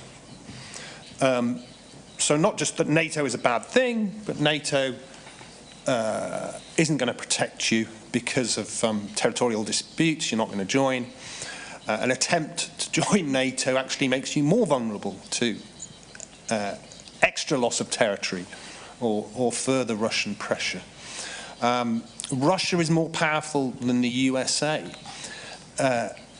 It's, or locally at least, there's this famous opinion poll in Georgia where Georgians agreed, which is obviously nonsense in terms of global power, but does actually make some sense in terms of local correlation of power, that Russia does have more boots on the ground than America does. And this is common in the whole post-Soviet space. Russia tailors its messages quite skillfully to local audiences. It plays the Orthodox Church in Georgia quite well as well. So in Georgia you've seen the revival of a pro-Russian fringe, but also nativist, if you like, discourse. Do we have that in Ukraine? Well, you obviously have the opposition platform, which did slightly better in these elections than in 2014, and not just because of higher turnout, maybe not as much as Russia expected, given that the effort that they put into Medvedchuk's sort of propaganda machine, etc. But it's there and it's revived as a kind of legitimate voice, and basically it's the opposition in parliament, at least in numerical terms. But also nativism. If you ask questions about security in one way, membership of the EU versus membership of a Russian-led security alliance, you get one set of answers. But if you answer it in ask the question in a more general way, should Ukraine be part of the West, part of Russia, or rely on its own resources, right? I mean, that's a bit of a leading question, but you get a much higher percentage of a third, at least, opting for the latter, if you like, nativist option. And that's there, and it's still quite strong in parts of southern and eastern Ukraine, which, you know, where indifference to NATO and the EU is arguably on the rise. We also saw that in Moldova. Plahotniuc tried to kind of play this nativist card, neither EU nor Russia, although he did end up fleeing the country as Cassius. I think I will continue with this Georgiaization theme and perhaps use this as an opportunity to stress my own red line. And when we look at Saakashvili's coming to power with the avant-garde revolutionaries, destroying the institutions, there was one thing which basically we have to remember. Expectations were massive, and it took 4 years for mass protests to mobilize again. In 2007, violence was used by the Saakashvili regime against the protesters. And for me, when I look at this, there's bound to be disappointment. Expectations are going to be dashed. What is going to be the current sort of elite's response? And for me, my own red line is Avakov. Avakov, the control of the coercion apparatus, the law enforcement agencies in Ukraine. The interpretation, the benevolent interpretation, is that Avakov, the Minister of Interior, is allowed to stay as a thank you gesture for having free and fair elections. Perhaps I'm a bit less benign in my thinking, but actually it's about preparing for any eventuality in the future. So the Georgian scenario of actually the regime sort of retaining and preventing reforms and ensuring that the coercive apparatus arm of the state is subordinated to political masters. I have to challenge James. I have to say that I prefer not to know about the Zelensky team than to know that the monopolization of power is going to be used in the way that Yanukovych did it. So if it is not knowing, it's part of actually the surprise that And it has to be said, the new team, I was in Brussels last week, and they have reached out. They are having private conversations and discussing their strategies. But perhaps I'll just come back, and it's a big point about the myth of the Maidan. We're using Maidan rather than Euromaidan. Yes. And that's sort of the domestication of the protest. But I have to say that on Georgia's approach to the association agreement, it may sound heretical, but the association agreement as it is not a ready-made blueprint for domestic reforms, for those fundamental reforms that the countries have to do. And it is acknowledged in Brussels, people who really know. So having a selective approach to the association agreement, having adjustments and flexibility is the right way to do it. For me, what is having the adjustment for the right reasons and not because some oligarchic, monopolistic interests are threatened by the implementation. And this is of one big difference which we're going to retain between Georgia.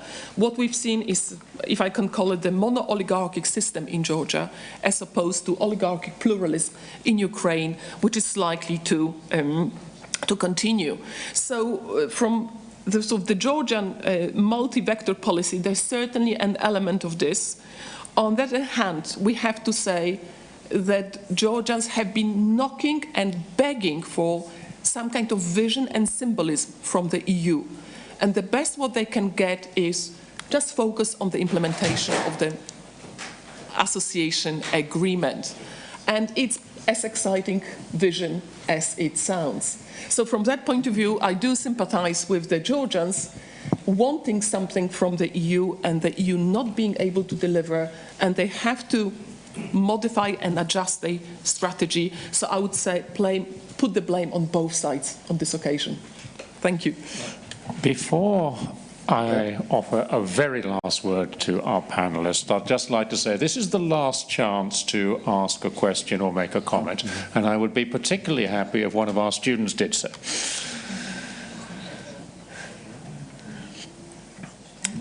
Oh, please. This is an application, yeah. Thank you. I'm sorry, of course I'm professionally biased as a writer, but I just would love to make one point which for me was kind of missing in this extremely intense and sophistication discussion, which I enjoyed a lot. You have the title Myth. And yes, and some of the speakers were strictly against the concept of mythologization. But the problem is that, yes, okay, Maidan is now history 5 years after. And yes, it is a present perfect history lasting in its consequences and so on and so forth, but still the only way history lives in human minds on the broad mass scale is myth. And that's the reality we all have to face. And myth is a story. Myth is words. The war is, every war is the war of stories. Every war is the war of words. Yes, it's the storytellers and the story makers who still run the world as long as we are humans. I'm telling you, I'm biased, yes. So Maidan has been already paralleled during the day on the previous session to the revolution in Mexico. Now we are discussing the parallels with Georgia. Then on the day before, so we have Mexico, we have Georgia, we have yes, Tunisia, we have lots of parallels. We have all these different attempts to pigeonhole it in terms of already existing word patterns. Every time you use different word pattern, you have a different story. So we have the amalgam, actually, this mythologization of Maidan, in my humble opinion, has already started.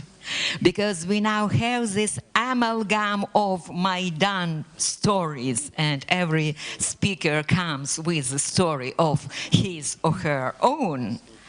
And I think it's, for me, from the professional standpoint, it's absolutely exciting to watch this amalgamization as long as we are here in this greatly enjoyable academic bubble.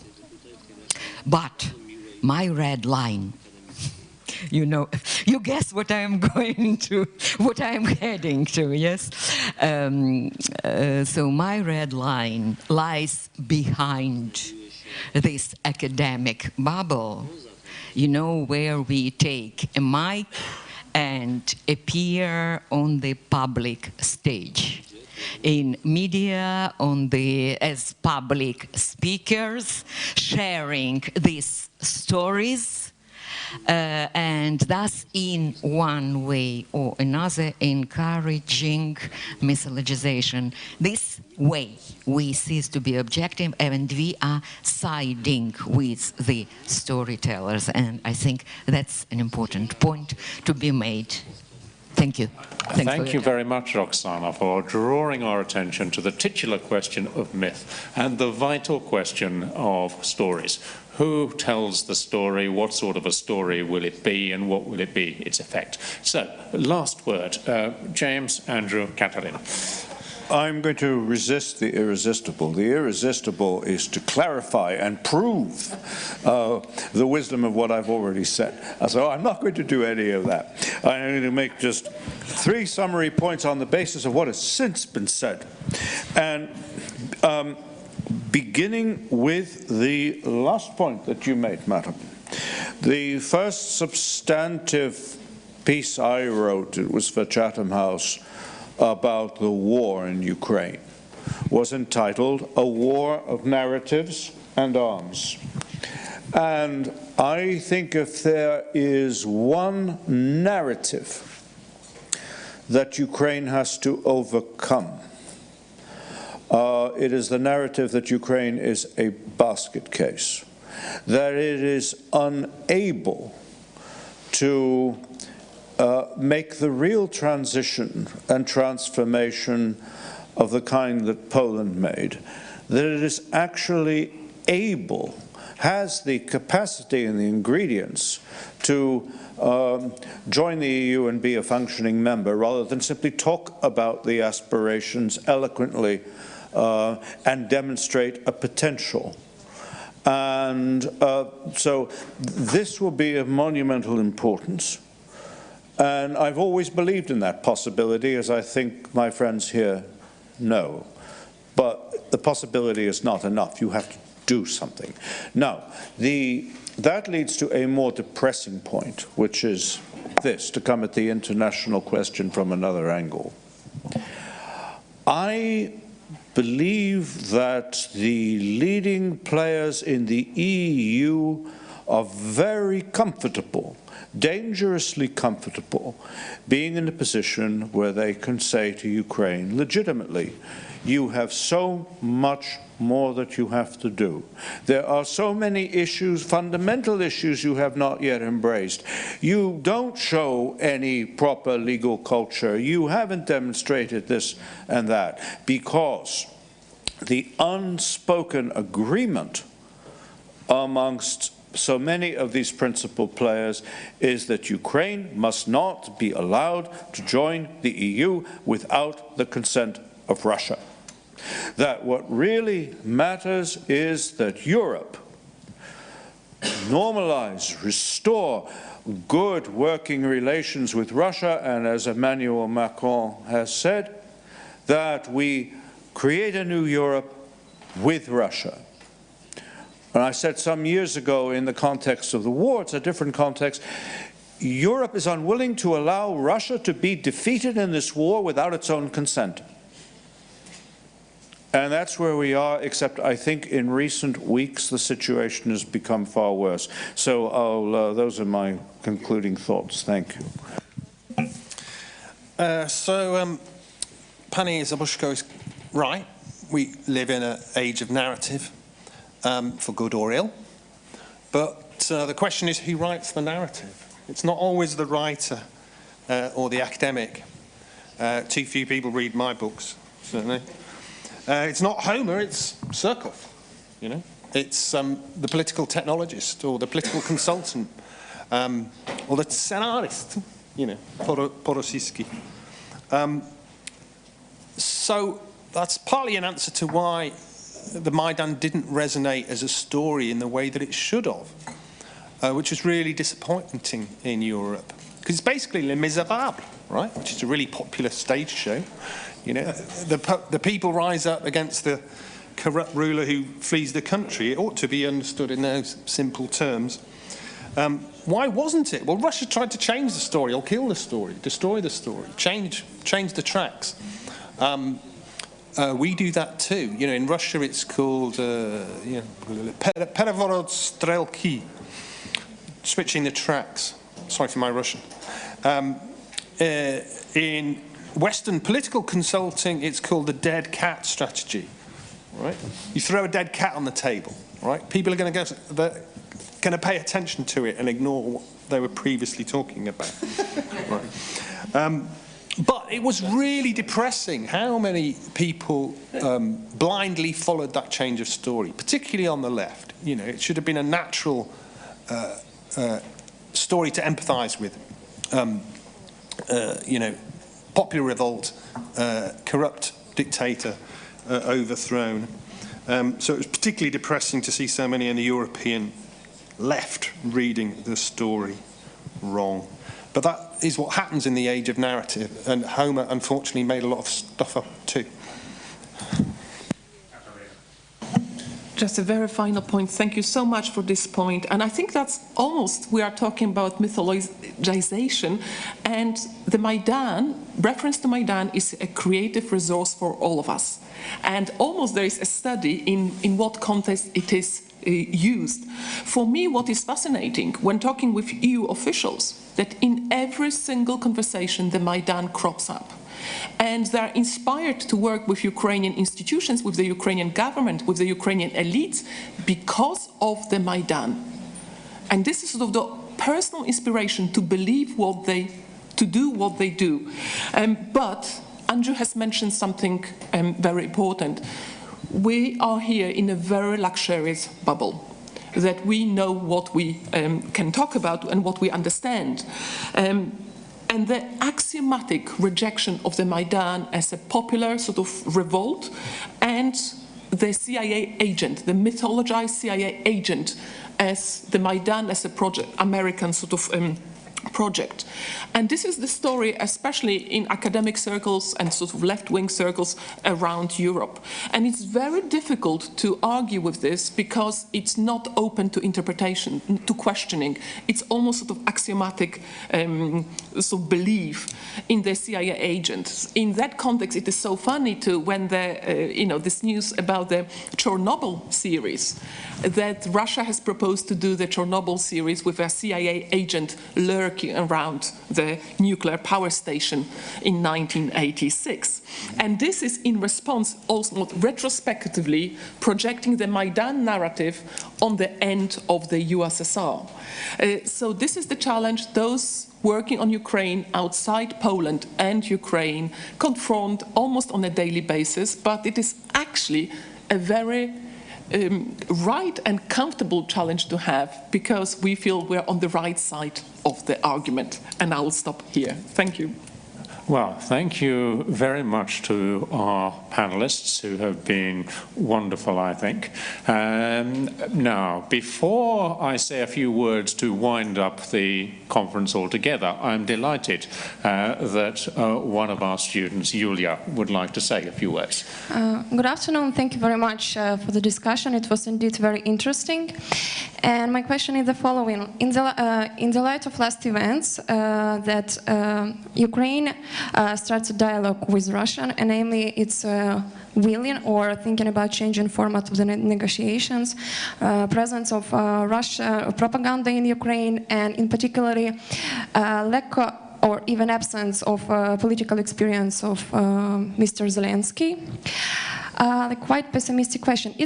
What is your personal opinion? Is it possible or what is the possibility that Ukraine will lose its independence, not the euro, but de facto in decision-making process, and again will be dependent on Russia in this process? And will the international community will simply sacrifice Ukraine for its own interests and well-being?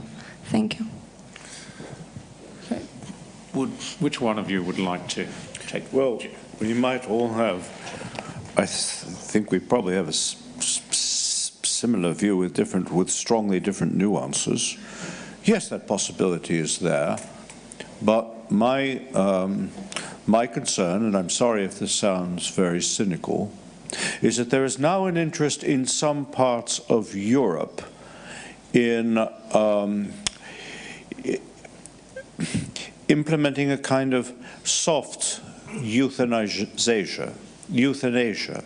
of this whole conflict. This expression I heard for the first time in Kiev a week ago when we were discussing this, miakaya euthanasia, to make this conflict quietly go away by a series of small steps so that it somehow dissolves itself. Sadly, unfortunately, this cannot happen. This cannot happen. We can pretend, some people in Europe can pretend that there are all sorts of little compromises that will gradually resolve the conflict. But the Russians do not believe that. The Russians have very clear objectives. They were discussed with considerable clarity in the Minsk session earlier today. Russia is determined to subordinate Ukraine or break it. And it will play this game for a while of prisoner releases and humanitarian gestures until it reaches a point where certain demands will reappear on the table. And then the question is who in the West and who inside Ukraine is going to draw a line, and what capacity we have to do so at that point. So I think there's a lot to worry about. I'll leave it at that.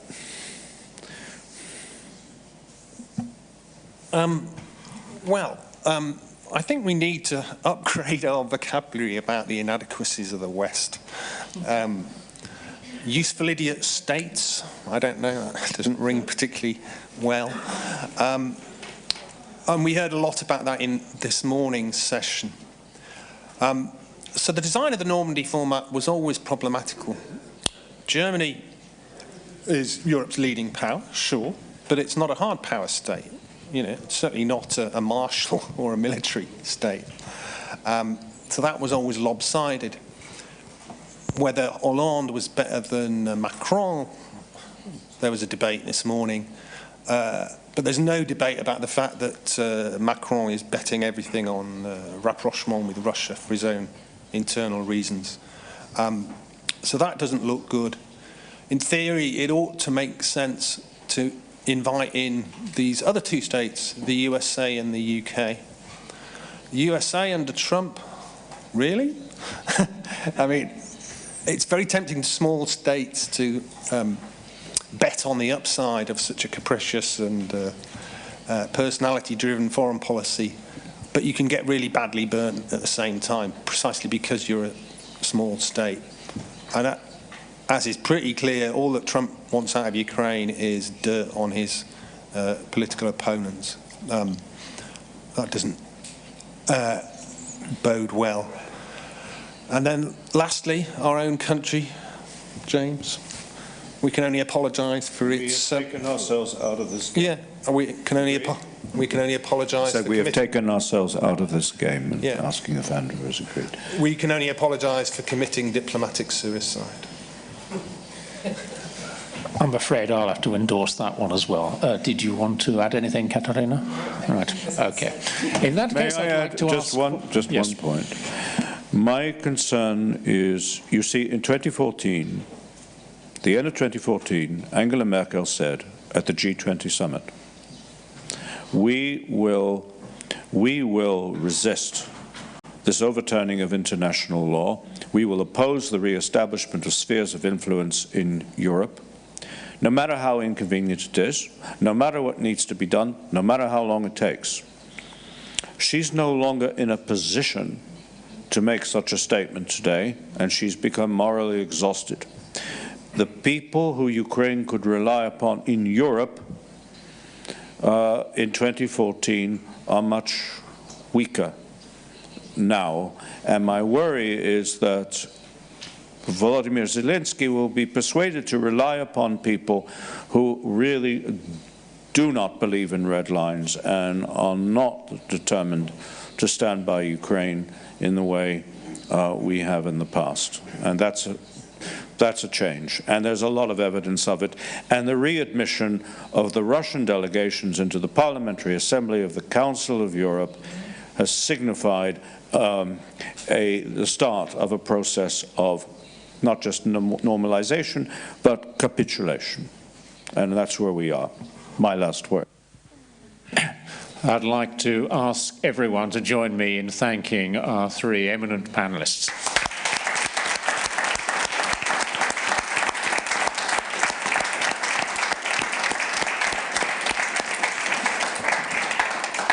Now, it's become something of a tradition that I say a very few words at the end of these conferences. In my role as the chairholder of the European Civilization Chair, within which the Three Revolutions project has been realized.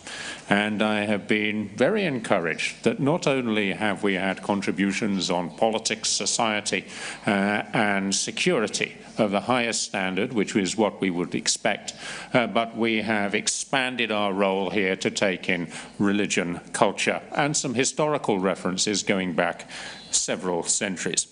I've also been delighted by the participation of so many students and the fact that you have been here for every session, most of you, and that is much appreciated. We hope that this is going to be of help to you in your preparation for the study trips to Ukraine, which will begin on Saturday.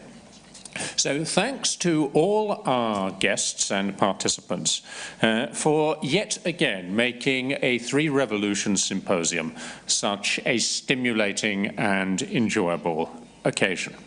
I am extremely grateful for the numerous appreciative comments that have been made about this conference and about the project. That is very warming.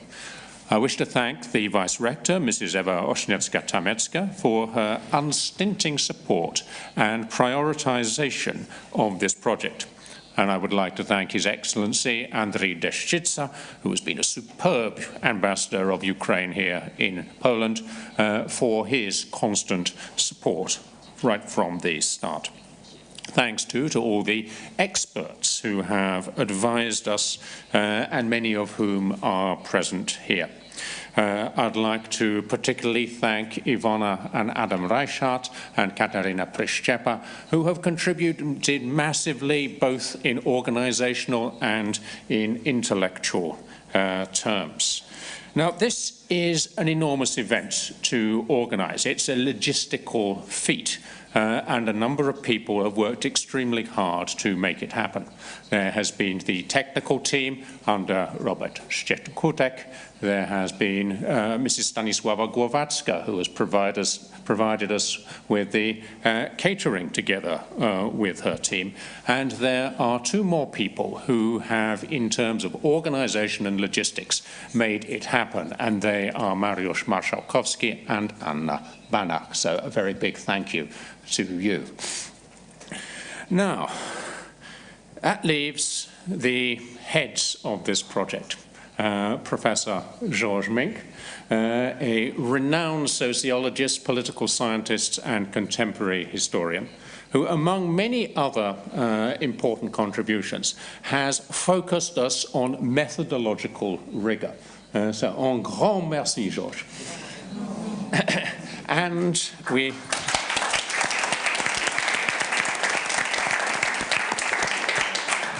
And then what can I say about Pavel Koval, for whom a new stage in his career is about to begin.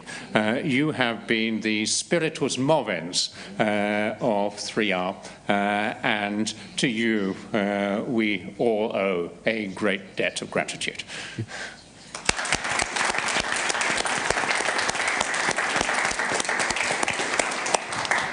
And now it's time for lunch.